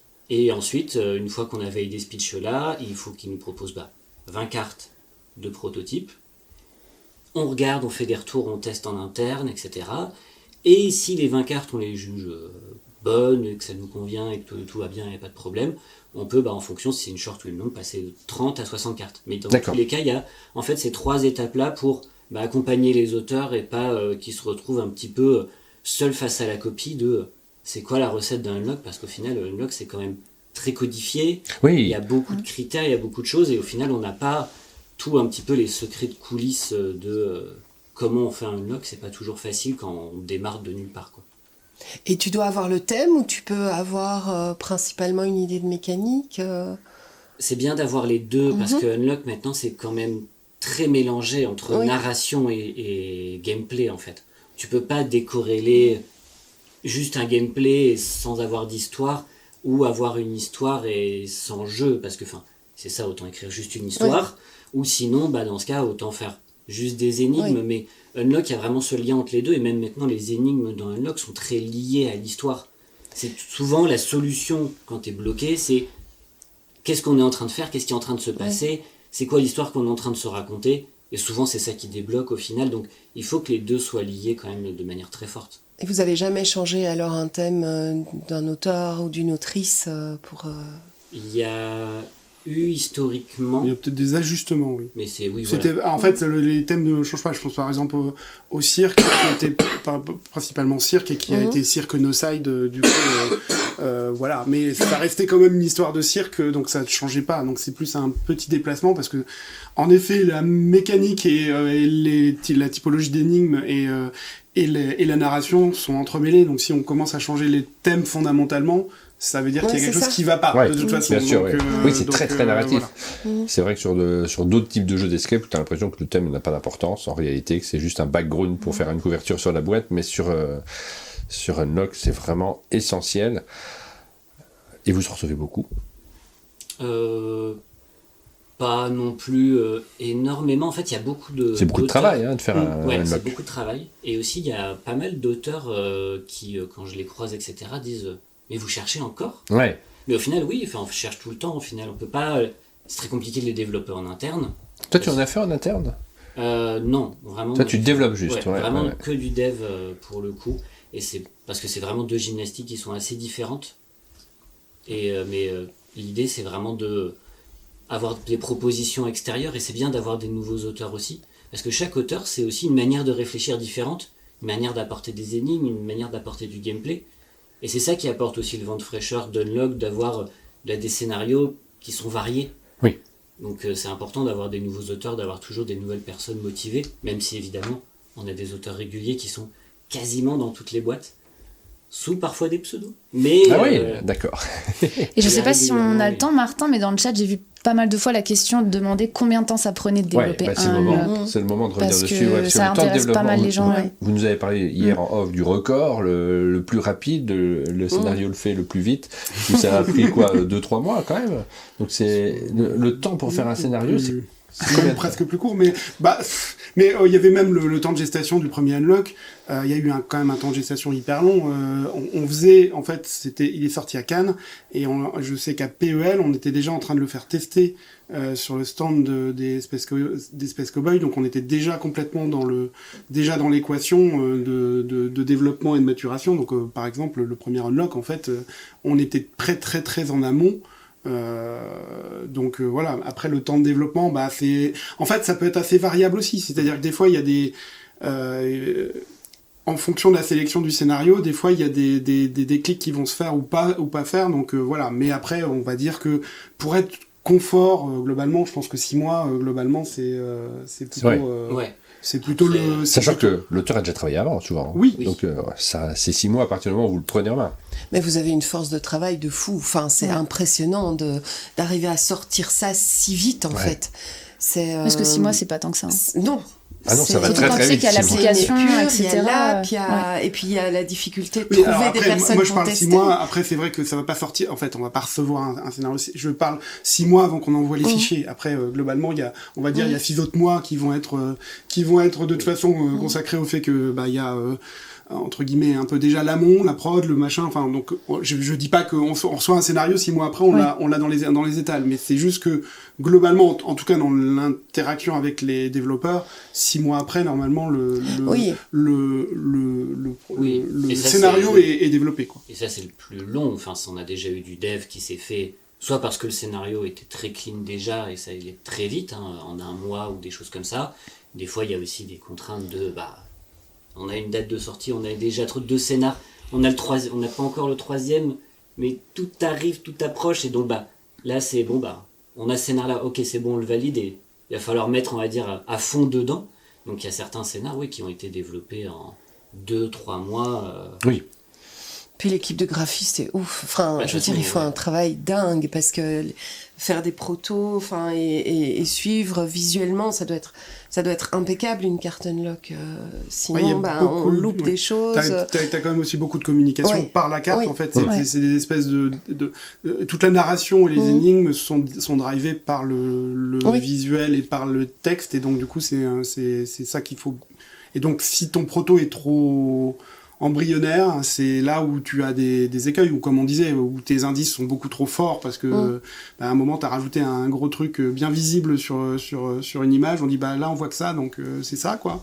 Et du coup, c'est pas vraiment l'effet que ça manque de subtilité, quoi. Oui, puis ça dépend des joueurs, donc c'est une connaissance des joueurs que vous avez maintenant, que vous avez apprise aussi également. Il y a combien de personnes dans l'équipe Unlock qui travaillent vraiment régulièrement? Dans l'équipe Unlock, vraiment la core équipe, on est 4. Donc 2 game développeurs, Fred et moi, un développeur d'application, Julien, et un chef de projet, Antoine. Après, on est aussi avec les graphistes des studios, et donc du coup, on a 4 graphistes, on va dire, qui se relayent du coup sur les maquettes des scénarios. Et puis après, les auteurs et puis les illustrateurs, à chaque fois, du coup, un illustrateur pour chaque scénario. Puis toute la pré-prod, parce qu'il faut. Mais voilà, après, il y a les équipes tout faire. Enfin, c'est impressionnant. Oui, c'est une machine, la machine Unlock. On nous pose la question de savoir, une question de Dolmore, est-ce que les scénarios sont développés en même temps, est-ce qu'il y en a qui sont décalés? Et vous avez déjà des scénarios qui sont prêts pour de futures boîtes, qui sont stockés?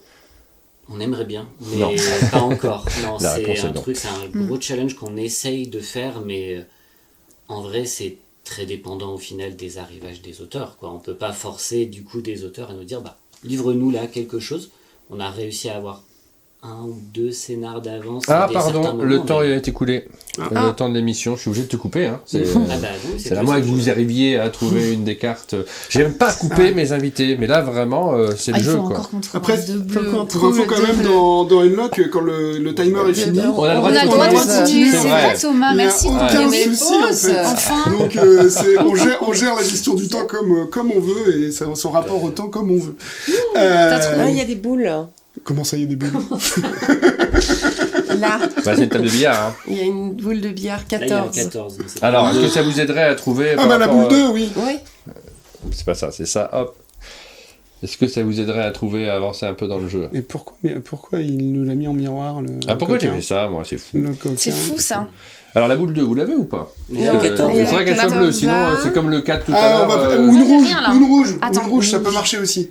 Oh là là, elle était cachée. C'était trop bien joué. Ah là là, ça c'est fou. Vous avez le droit de la retourner. Cool. Celle-ci. Ça, c'est aussi le chat. Ça doit être des questions, je pense. C'est le chat? Oui, c'était dans le chat un moment. Une petite question. Vous allez pouvoir écrire sur votre panneau. Oui, heureusement qu'il y a le chat, parce que vraiment, ils sont à la ramasse complète. Merci le chat. Merci le chat. Pas du tout avancé mon menu pendant cette émission. Je vous mets sur le sondage. On en est. Je remets la gamme Unlock, c'est mieux. Votre jeu Space Cowboy ou History, pas Unlock. Space Cowboy ou History que vous préférez. Un truc, c'est le petit coup de cœur. Celui-là, c'est quand même ça, c'est mon jeu, c'est moi ça. Je le mets à côté sur ma table de chevet. Je sais que ça peut changer, mais en ce moment, c'est lequel? Ouais, mais si on peut pas mettre Unlock, là... On a le droit de faire là... un joker? On ne veut pas choisir entre... Mais non, mais Non, après, tu je veux l'explication. Je veux le truc derrière. Pourquoi? Pourquoi celui-là? Oh là là. Je vais pas oser mettre ça.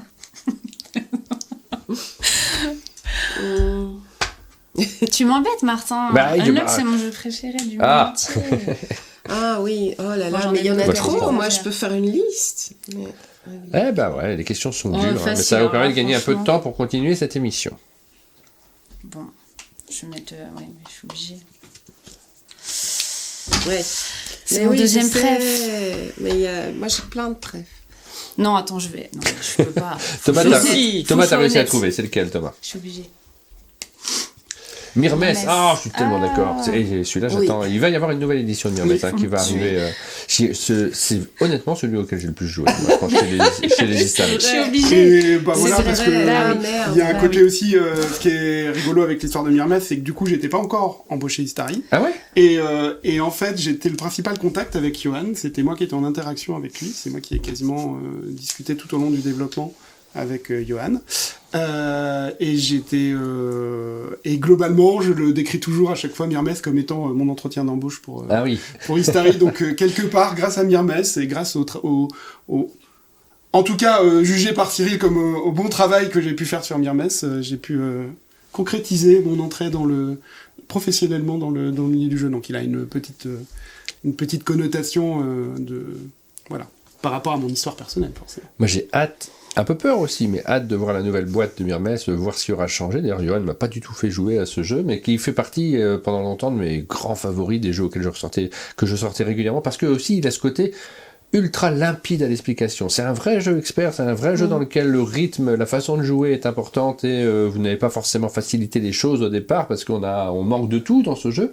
Et en même temps, quand on l'explique, on retient tout. Il n'y a pas besoin de revenir sur la règle. Il est d'une pureté, ce jeu-là. Il pêchait un peu par son graphisme, peut-être à l'époque, parce que c'est une autre époque. Donc du coup, ça sera très bien que Bombix reprenne, occupe, exactement, ouais. Parce que c'est quand même une des grosses forces. Exactement, de ça peut être un truc extraordinaire, la nouvelle boîte de Myrmès. J'ai hâte vraiment, ça sera un événement, la sortie parce que plein de joueurs ne connaissent pas, je pense, aujourd'hui. Hein. Bah oui. Ouais, il faut connaître. Moi aussi, c'est Asdor incroyable. aussi, en 2000 quelque chose. C'est pas moi qui ai été sur les dates. 14 Je sais pas, tu sais Bah, quand t'es pourtant, arrivé. mais c'est, je parle juste là, moi je vais me tromper d'une année. Je te parle en termes de développement personnel, moi c'est ce qui s'est créé. Et c'est mon souvenir, donc voilà. Qu'est-ce que tu as mis, Anna? Ah oui. Cavendish. Qu'est-ce que c'est ça? Tellement. Time Stories Revolution. Ah oui, Time Stories. Time Stories Revolution, qui était le cycle bleu qui est arrivé après le cycle blanc de Je l'ai Time pas fait Stories. celui-là en plus. Moi, j'ai pas fait Et je les ai qui sont achetés. qui sont des boîtes indépendantes en Ouais. fait. T'as pas le côté campagne, etc. J'ai adoré, moi. Enfin, pas l'expérience. obligatoire. Mais Cavendish, j'adore l'ambiance, Ouais. manoir, avec des enfants, le côté hanté, etc. Et c'est un jeu que tu fais une fois, quoi, avec des amis autour de la table. On l'avait fait à Halloween, forcément, dans l'ambiance. Et c'est un très, très bon souvenir.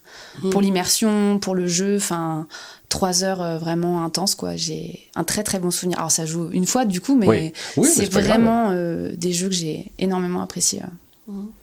Hélène? Bah oui, moi ça reste Splendor. classique. Splendor et Splendor Duel, pour moi, Ils sont c'est très des différents, Splendor chefs-d'œuvre, et Splendor ouais. Duel. Oui, mais j'aime les deux. Et pourtant, à la base, comme plein de gens, je pense, j'adore jouer à deux à Splendor. Et pourtant, Splendor Duel apporte vraiment...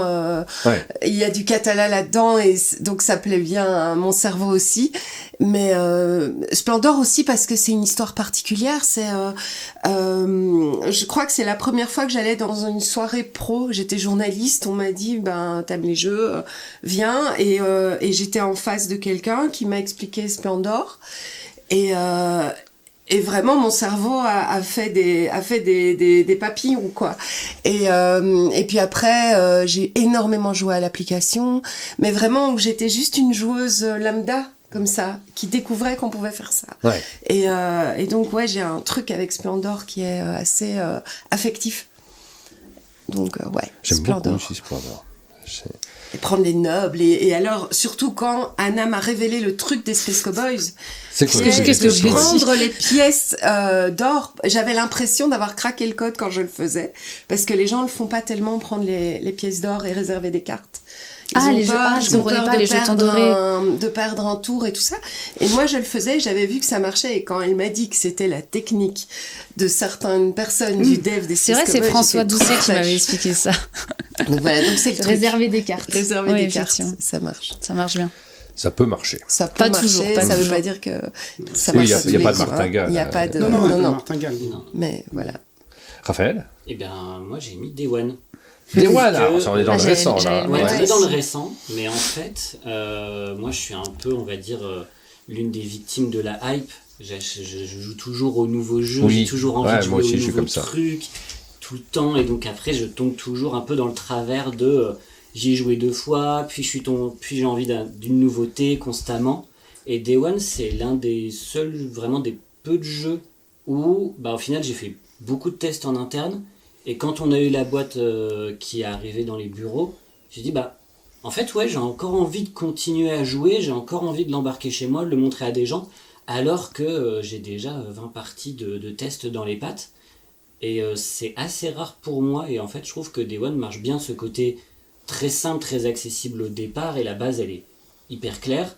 Et derrière, tout ce côté de, ok, t'as compris, en fait, on peut continuer à jouer le même type de gameplay, mais par contre, on va vraiment rentrer dans la réflexion, ou au contraire se dire, bon là j'ai fait le tour, ou j'ai envie d'un peu de nouveau, allez, change de mode de jeu, et tout de suite on rentre vraiment dans une autre manière de réfléchir, où on va être parfois beaucoup plus méchant, ou au contraire des fois ça va être une sorte de course de rapidité vraiment très forte, ou à l'inverse il va falloir suivre un petit peu l'action de l'autre pour être sûr de pas louper le coche. Enfin, je trouve qu'il y a vraiment des sensations très différentes dans un même jeu. Et c'est assez rare, je trouve, en termes de feeling. Oui, c'est un jeu très riche, Day One. Un jeu de Johan Levé et Johan Goupy. D'ailleurs, citons bien les deux auteurs. On a beaucoup cité Johan Levé, là, parce que moi aussi, c'est Myrmès, mon jeu préféré chez Istari. Je dois dire quand même que j'ai une grosse affection sur Keylus. Le moi premier aussi. Keylus. Ouais. Oui. Moi aussi, Ouais. de toute façon, oui. Mais Oui, fallait c'est bien un faire un choix. chef-d'œuvre. Ouais. Ça reste quelque chose qui a été hyper marquant et sur lequel je reviens. Il y a des jeux, alors oui, il a vieilli sur plein d'aspects, mais je reviens quand même dessus parce que c'est dans la version d'origine que je ressens, que je retrouve, en tout cas ce qui moi me plaît dans le jeu de société, c'est-à-dire de la subtilité mécanique. Les petites mécaniques qui font que autour de la table, on va pas se regarder de la même façon et on va pas jouer avec les joueurs, parce que c'est ça aussi que ça entraîne. Et derrière, chez Istari, il y a eu plein d'autres jeux qui ont été localisés, qui ont marqué, mais qu'on tasserait moins comme des Istari purs, les Puerto Rico, les Agricola, qui nous sont arrivés via Istari, mais qui ont existé par ailleurs. On arrive On n'a sur le pas reveal. la- Ouais, il reste une carte, mais vous ne trouvez pas. Vous êtes nuls, qu'est-ce que vous voulez que je vous dise Aidez-nous. Ça, c'est fou de pas la trouver, mais bon, on va peut pouvoir pas la faire. avoir Je crois que l'indice, La malheureusement. pression. Ouais, non, c'est comme ça. Des fois, on trouve C'est pas écrit à tout. Des l'envers, fois, c'est on mis perd. écrit à À genre, qu'est-ce qui se l'envers, passe miroir, il n'y a Non, pas c'est un fou, miroir quelque sur le part, miroir. Non, mais c'est quoi ces chiffres-là? Ça vous évoque rien? Non, vous lisez j'ai. Alors ces chiffres, ça Ah, évoque si, beaucoup de ça choses. évoque- quand même. Ouais, Ouais, on peut composer beaucoup de choses avec 1, 2, 3, 4, ouais. 8, 9. C'était C'est pourtant vrai que c'est toi, C'était Martin, pourtant qui nous fait un compte à rebours évident, depuis tout à quoi. l'heure. Ouais, c'était sous vos yeux, c'est fou ça de pas le voir. Comment ça Ah Il est Enfin, sous illustré, les yeux, ça. plus exactement. Ah. Ouais.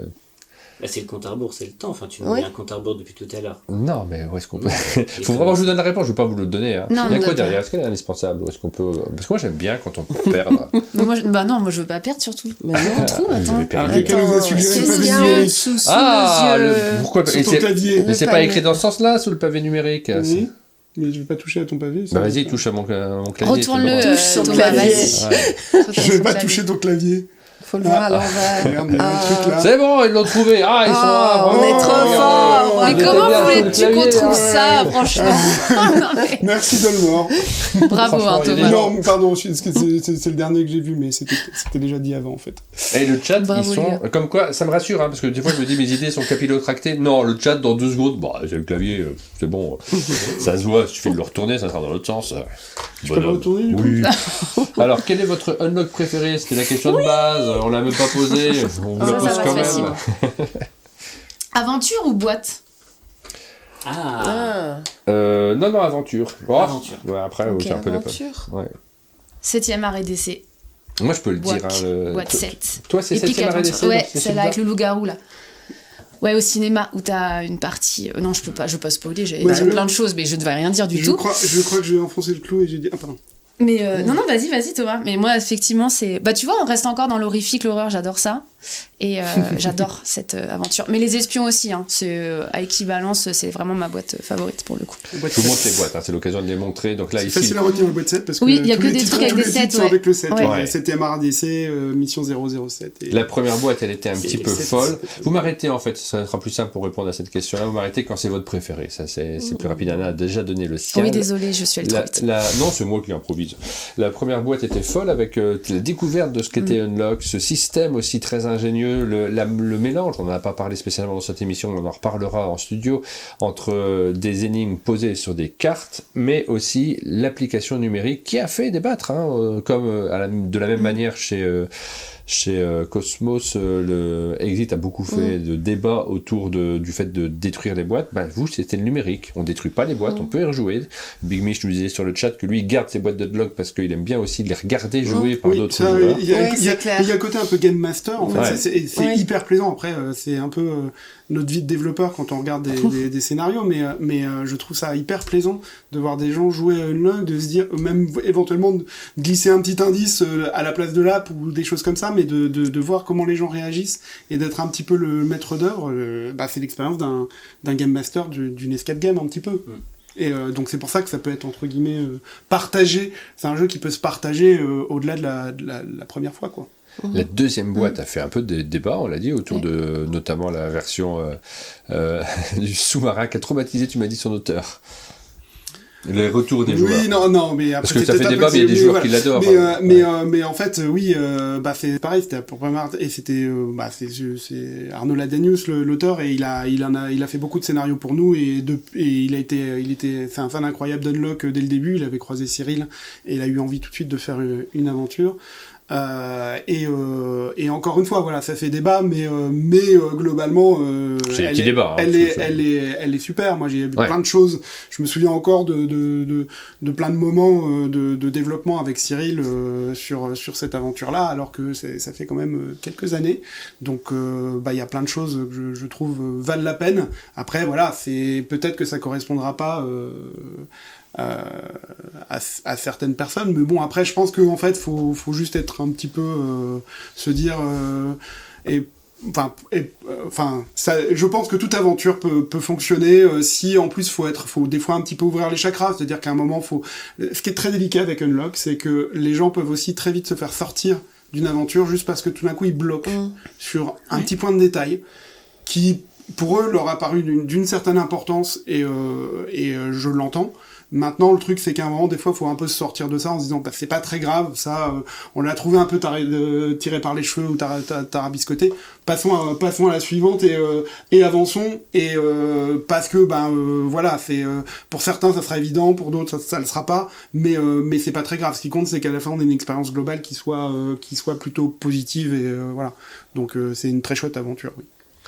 On continue de dérouler le fil. Alors la troisième, moi, c'est là où j'ai vraiment démarré mon amour pour Unlock aussi, à travers cette incroyable histoire du magicien d'Oz, qui a changé les codes, parce que on avait jusqu'à présent l'habitude de trouver des cadenas, des trucs à ouvrir. Merci. Ouais.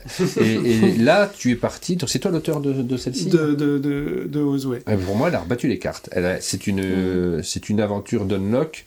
Je dis le terme aventure parce qu'on dit énigme jusqu'à présent, mais il y a un côté aventure dedans, on vit quelque chose, et tu as joué sur le langage, sur la connaissance un peu, la culture. Je devrais pas le dire, c'est des trucs comme ça, mais c'est un peu Raphaël de parler parfois du scénario manquant, et là, typiquement, c'était Oz le scénario manquant, dans le sens où il manquait un scénario pour la boîte, mais le gros avantage de travailler pour une boîte d'édition, c'est qu'à un moment, je peux dire, bonjour, vous me voyez plus pendant 1 mois et demi. Et après je suis revenu avec Oz et en tout cas ça a fonctionné et quoi. Oh, j'ai pas accroché, on a eu plusieurs conflits de numéros. Moi, aucun, tout était limpide pour moi. Donc tu vois, c'est très différent selon les joueurs. Je vous lis un commentaire sur le chat de Tico. On travaille, de toute façon, le numéro, on essaye d'anticiper beaucoup de choses, des interprétations aussi, pas simplement que du bleu plus rouge, mais aussi des interprétations autour de ça. Après, ce qu'il faut savoir, c'est qu'en effet, il y a beaucoup de manières de penser, de groupe, et des fois, quand on tire un petit peu trop la réflexion, des fois, on imagine que c'est ça la réponse, et en fait, c'était pas. Alors, encore une fois, toute réponse qui est entrée dans la tête des gens est une réponse valide. Après, le problème, c'est qu'il y a tellement d'idées des fois qui peuvent être ou d'associations qui peuvent être faites, qui fait que des fois c'est un petit peu plus loin que ce qu'on pouvait anticiper. Mais en tout cas, on essaye quand même d'essayer d'éviter. Et c'est pareil, je reviens sur le truc, c'est qu'à un moment, peut-être qu'il y a une erreur de numéro, on se dit ah merde, et après il faut arriver à passer outre. On essaye d'éviter au maximum, mais en fait, je pense que les gens qui ont des petites erreurs de numéro, il faut à chaque fois se dire bon, ok, on a fait un truc, on a fait une association qui était peut-être pas, qui était un petit peu pas l'association standard. C'était pas la bonne idée, c'est pas grave, passons à autre chose, parce que en fait, sinon, après, c'est surtout pour pas se cacher l'expérience globale de la partie. À un moment, je pense que oui, il peut y avoir des problèmes de numéros, ne serait-ce que des fois, des gens vont vouloir prendre genre le premier ou le deuxième numéro d'un numéro en se disant ah bah tiens, je prends que le premier et puis je l'additionne et puis je fais un truc. Enfin, du coup, je fais une association par la bande parce que je sais pas, il y a eu une phrase qui m'a donné envie de faire ça. C'était pas forcément le choix le plus évident, mais c'est pas grave, du coup c'était une tentative et c'est chouette quand ça déclenche des choses, mais après faut juste essayer de se dire normalement il n'y a pas d'erreur de numéro, on va dire direct, mais après il y a souvent des erreurs de numéro d'interprétation, on va dire. Vous avez plein de souvenirs, hein. C'est très agréable de lire le chat. J'ai pas tout lu, pardon, mais il y a beaucoup de messages, on reviendra dessus derrière l'émission. Parmi mes préfs, Wall-E, il y en a une Wall-E. Inspirée, on va dire. C'est WAF. L'Odyssée de WAF, c'est une belle histoire aussi, ça. Celle avec les agents secrets. Il y a plein d'histoires qu'on pourrait raconter, mais c'est vrai qu'on pourrait passer la journée dessus. Pandémique, j'aime trop No Side. On nous demande s'il y aura du retour de No Side, puisque c'est un personnage récurrent d'Unlock. On adore No Side. On transmettra le message à Vincent, du coup. Oui, c'est ça. C'est Vincent qui s'en occupe dans l'équipe. C'est son personnage, c'est son univers, c'est son personnage. Oui, et son humour aussi. Donc on continue à dérouler la liste. On voit celle avec Sherlock Holmes, Alice également. Vous me dites si à un moment il y a votre préféré. Là on est sur la 6e boîte ici, avec il y a un peu de No Side dedans également.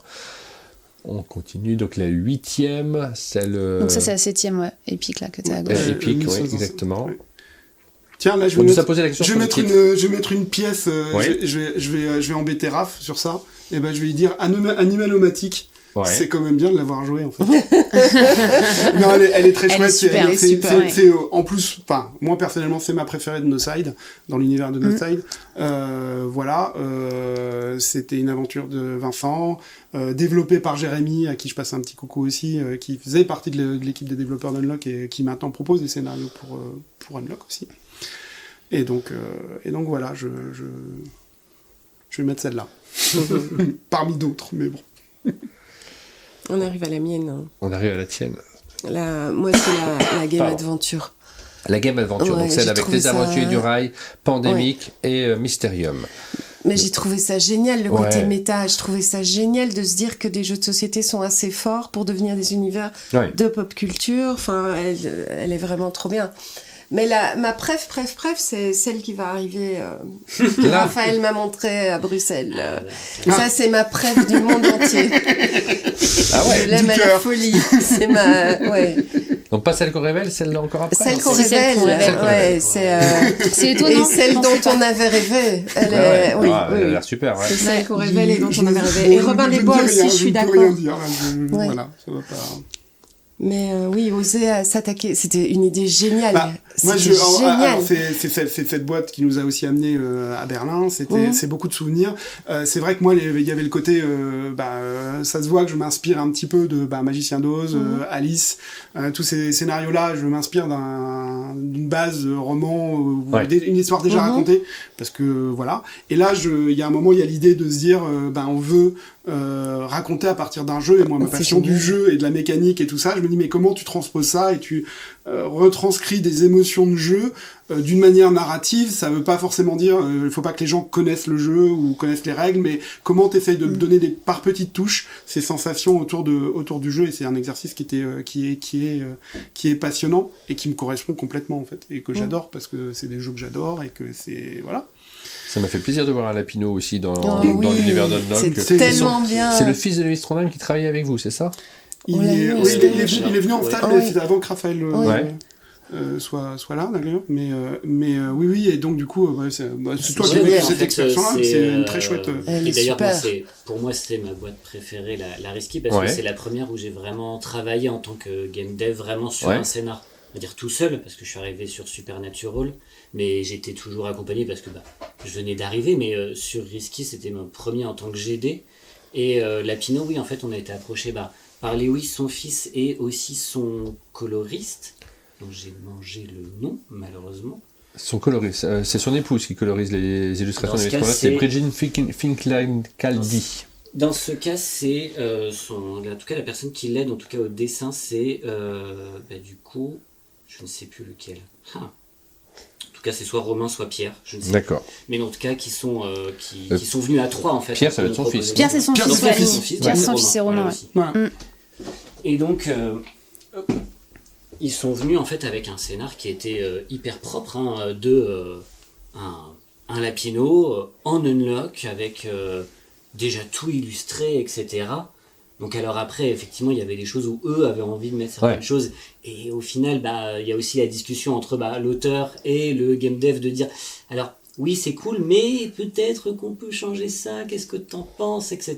Et ça a été aussi des grosses discussions sur Lapino, sur justement comment on améliore les choses, on avait chacun nos points de vue, etc. C'était assez intéressant, mais c'était hyper cool d'avoir fait effectivement avec un univers déjà bien marqué, déjà bien important, et surtout vraiment, l'idée au départ était vraiment d'avoir, on va dire, une vraie aventure dans l'univers de Lapino, c'est-à-dire que c'est pas une side story, c'est vraiment un truc qui peut se continuer, et qui, dans la théorie, on est en discussion, après je ne sais pas quand ça arrivera, ce sera en fonction d'eux, mais en tout cas c'est possible que, vu que l'histoire se finit un petit peu sur un petit cliffhanger, il est possiblement d'avoir des suites.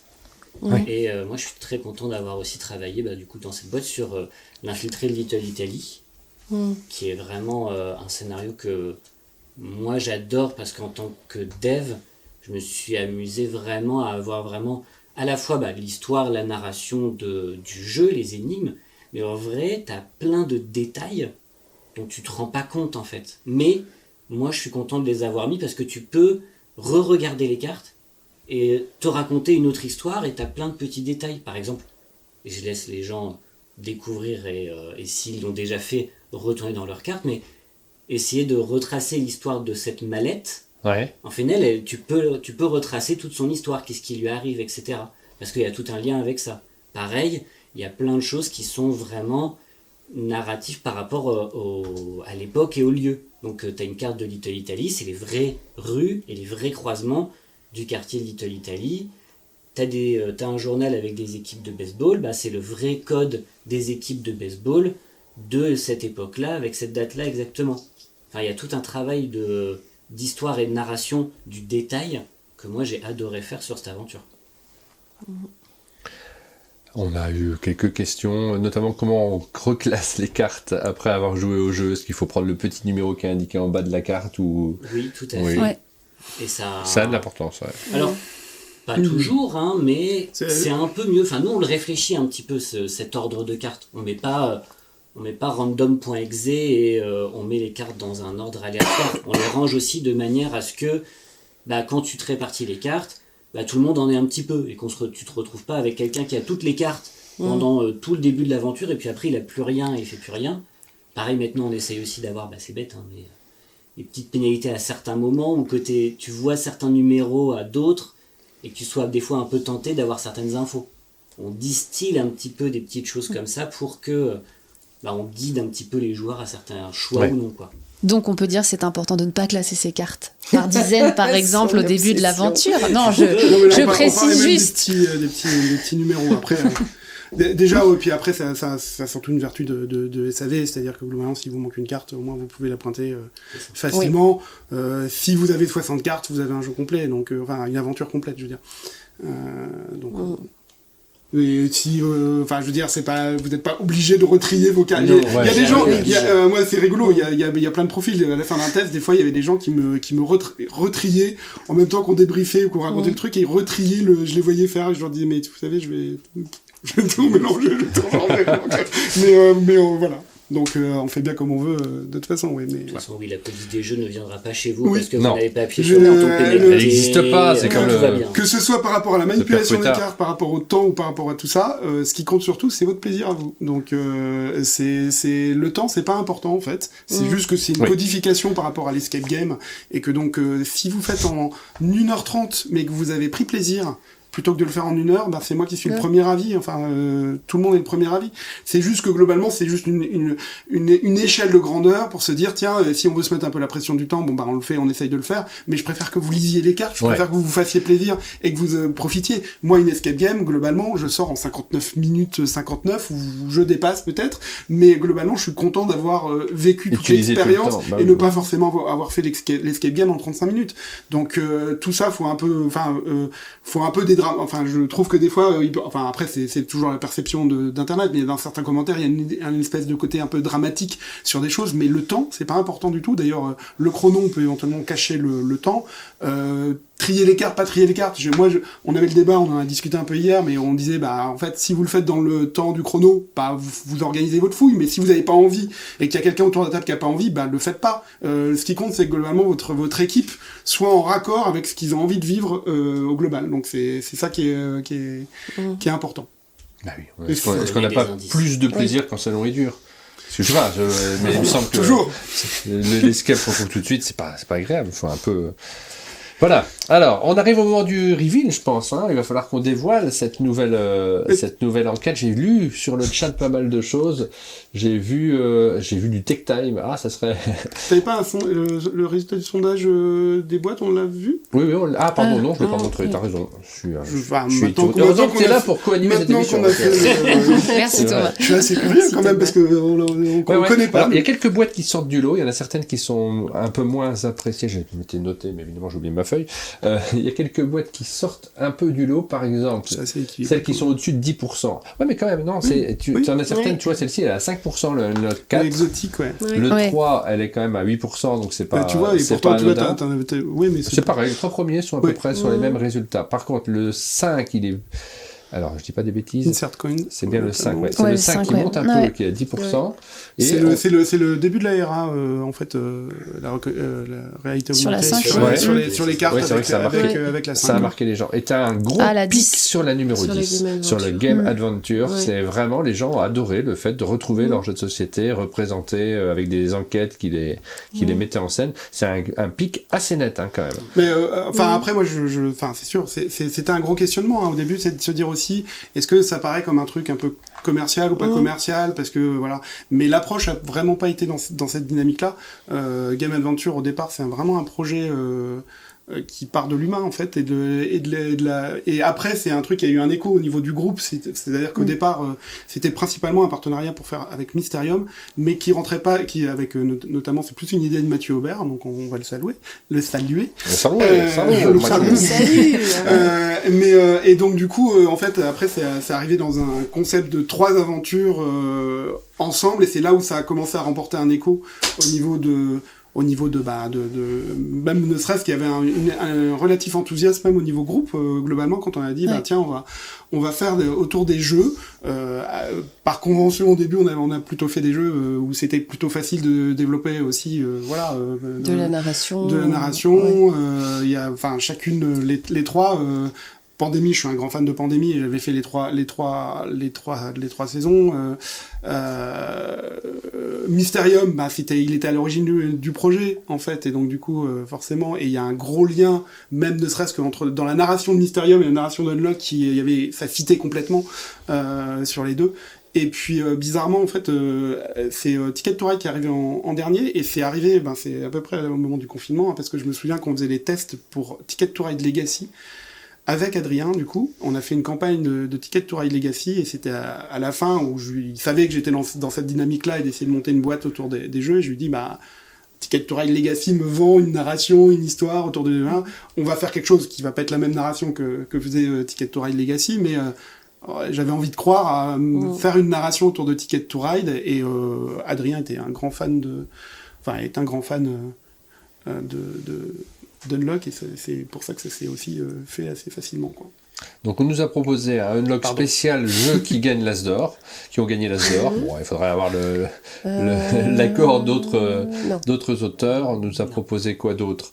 Un unlock Kamasutra, j'ai vu passer. Bon, pourquoi pas? Genre des idées vraiment très... C'est vrai que c'est étonnant, Martin. On en parle depuis à peu près la boîte 3 ou 4, on s'est dit à la boîte 69. Ouais. Soit on est mort, soit on fait une boîte coquine, mais bon, je pense que ça n'arrivera probablement Un pas. unlock entièrement dessiné par Martin Rydberg qui toucherait 50% des droits. Bon, je trouve que c'est pas une idée. Je t'en ai parlé hier. Ouais, 50% des droits, c'est super. Merci pour ta proposition. Je vais réfléchir. Le problème, c'est qu'il faut que je rejoue tous les unlocks parce que j'ai à la fois un problème et un avantage, c'est que j'ai aucune mémoire. Donc, j'ai une chance sur deux de proposer des choses qui ont déjà existé. Mais du coup, faut t'embaucher comme testeur, quoi. Non, mais vraiment. C'est vraiment, est-ce que si je me rappelle de petits trucs de temps en temps. Oui, c'est ça. J'ai une bonne mémoire court terme, mais pas une très bonne mémoire à long terme. Je peux vraiment rejouer mes boîtes. Je me rappelle, j'ai déjà vu cette énigme, mais la réponse... je pense que je suis pas tout seul comme ça, on est quelques-uns. Oui, Un scénar Coupe du Monde avec des cartes Panini, ça serait tellement bien. Ça se vendrait pas par contre, mais... Oui, le sport c'est toujours délicat. Bon, allez, on va les dévoiler, cette nouvelle part boîte. le sport automobile. À part le sport automobile, par exemple. Mais... Je crois que je l'ai mis sur cet écran-là. Le reveal. Le reveal. Est-ce que vous êtes prêts, mesdames et messieurs? Tu es parti? Je suis allé chercher. Ah, t'es cherché. Elle est là. Elle est là, c'est bon. Ah. On l'a oublié. Attends, parce qu'il y a Martin qui je va t'attends. mettre une... Un truc, je sais pas si nous... qui met une vidéo. Ça, elle est en hors-champ. Hors champ. Attention. Oh, elle est là, c'est elle. Tadam.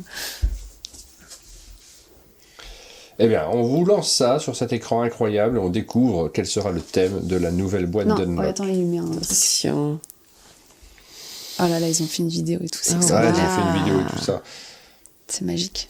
Stylé. Oh, la voit passer, c'est elle. Ouais, hein. Je vois pas très bien ici. Le centre ici. Oui, je l'ai mis un peu loin de vous. Regarde, on voit déjà la majesté au centre. Non, mais c'est bien. Ah, elle est là une deuxième fois. C'est beau. La voilà. On dirait un tombeau là. Oh là là, quelle révélation. C'est magnifique. C'est une deuxième boîte consacrée aux jeux de société.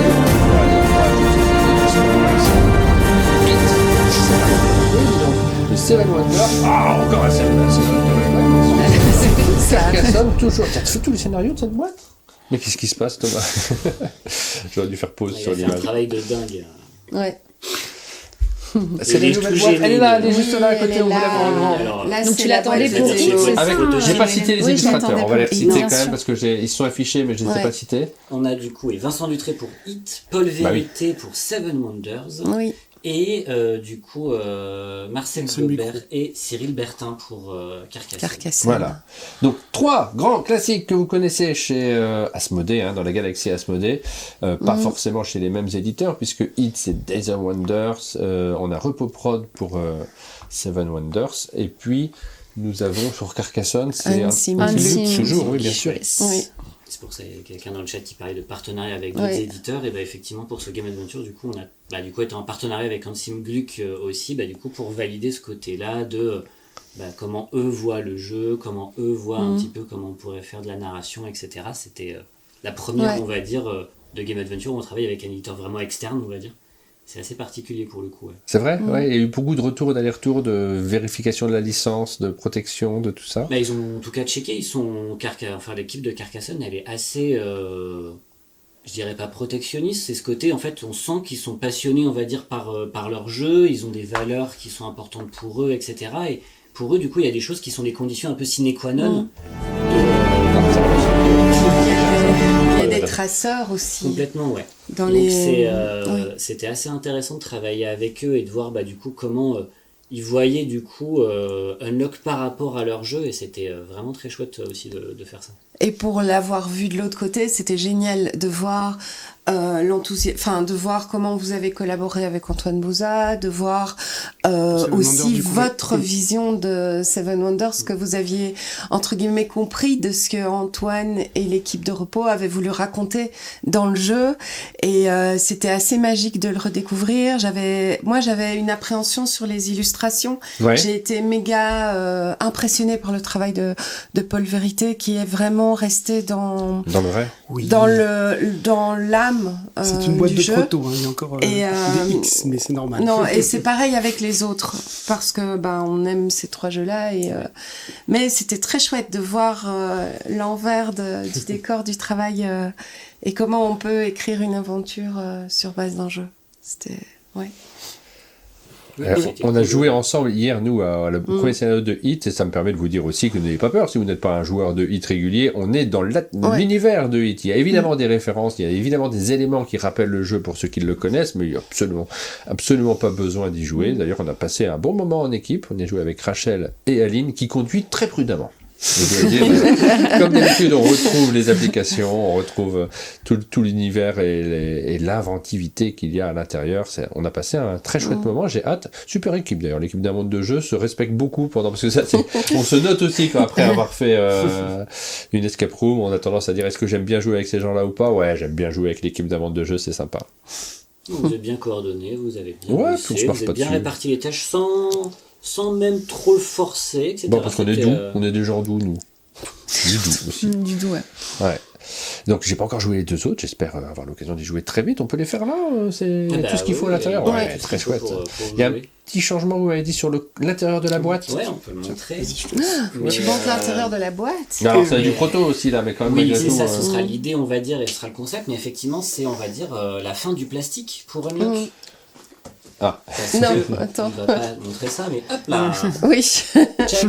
Il va y avoir en fait des petites boîtes cartonnées. Chaque scénario va être du coup dans chacun sa petite boîte. Et en plus de ça, du coup, adieu la serre plastique tout noir et cette sorte de void là qui vous appelait.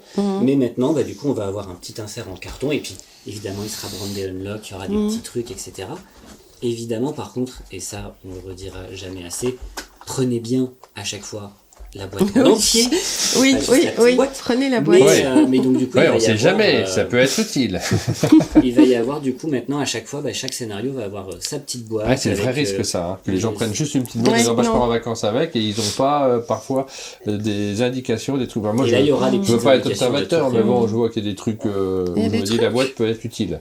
Je n'ai pas fait le scénario. Après, si de toute façon les gens veulent se spoiler un tout petit peu, ils peuvent essayer de se renseigner un tout petit peu. Il y a des choses qui peuvent se faire sans la boîte, d'autres avec. C'est global. En fait, le problème, c'est qu'on peut pas faire un message d'entre-deux, c'est-à-dire qu'on est obligé de dire gardez tout. Parce que sinon c'est très spoilant, mais si vraiment les gens ont une envie folle de partir, je pense qu'il y a 2 aventures sur les 3 qui peuvent se faire en l'emmenant en mode transport, mais après du coup faut se renseigner. On se doute de quelle est la 3e occasion de la boîte. Donc voilà. Et le tutoriel tu l'as toujours dans une des 3 hein, du coup. Ouais, c'est ça. Dans la première, donc dans Hit, il y a en fait l'indication du coup 0/Hit, et du coup il y aura le tuto aussi à l'intérieur, de toute façon il sera toujours là, et effectivement tu le disais, il n'y a pas besoin d'avoir de connaissance des jeux concernés, et c'est un peu tout l'idée à chaque fois, c'est que dans Unlock tu puisses découvrir Unlock directement avec la boîte, mais aussi qu'il n'y a pas besoin de culture, il n'y a pas besoin de connaissances linguistiques ou de choses comme ça, et donc là pareil, il n'y a pas besoin de connaissance du jeu, donc c'était l'idée d'avoir tous les traceurs, mais sans dire alors là, il faut faire comme dans les règles. Hein. Oui, c'est ça. Savez, là, c'est bleu. Vous allez devoir lire. Oui, donc, c'est vraiment tout un travail d'essayer de expliquer les règles ou montrer les règles, mais vraiment par de la narration, par des énigmes et des choses comme ça. T'as pas de fan service, mais ce qui est chouette, c'est que t'as une double lecture quand tu connais le jeu aussi. Et ça, c'est vraiment chouette. C'est effectivement, tu peux le jouer sans avoir joué à l'autre jeu, mais ça t'apporte un truc différent. Quand tu connais les jeux. Oui. Bon, on arrête d'y jouer, maintenant. Il sort quand, celui-ci ? Il sort normalement le septembre. 25 septembre. Ouais, donc on a un petit peu de temps d'attente malgré tout, mais vous avez le reveal ce matin et l'attente forcément d'une deuxième boîte aventure. Ça tombe bien que ça soit... Le sondage n'est pas truqué, hein. C'est vrai, la première boîte était vraiment la plus appréciée des joueurs. On l'a découvert ce matin. Et bien la deuxième boîte aventure qui sera la 16e, donc la 15e. La 16e si tu comptes la Star Wars. Ouais, d'accord. Elle arrive également pour cette fin d'année et on sait que vous serez au rendez-vous. En plus, ce sont de grosses IP qui sont présentes sur cette boîte-là. On arrive sur la fin de cette matinale. Merci beaucoup. Merci. Bravo d'avoir été au bout parce que j'ai eu vraiment peur que ça finisse à 8h30. Hein, vraiment. Et de ce fait, comme ils ont tout trouvé brillamment. Sans indice, sans indice. Ouais. De ce fait, on a fait une longue matinale qui nous amène quasiment jusque 10h. On vous souhaite à tous une très bonne journée. Demain, on est quel jour là aujourd'hui ? On est mercredi, donc demain on sera avec Pénélope et puis on se retrouve en fin de semaine, vendredi, avec la boîte de jeu pour la matinale de vendredi. Bonne journée à tous. Merci. Bonne journée. Merci. Merci Martin. Bonne journée. Ciao. Ciao.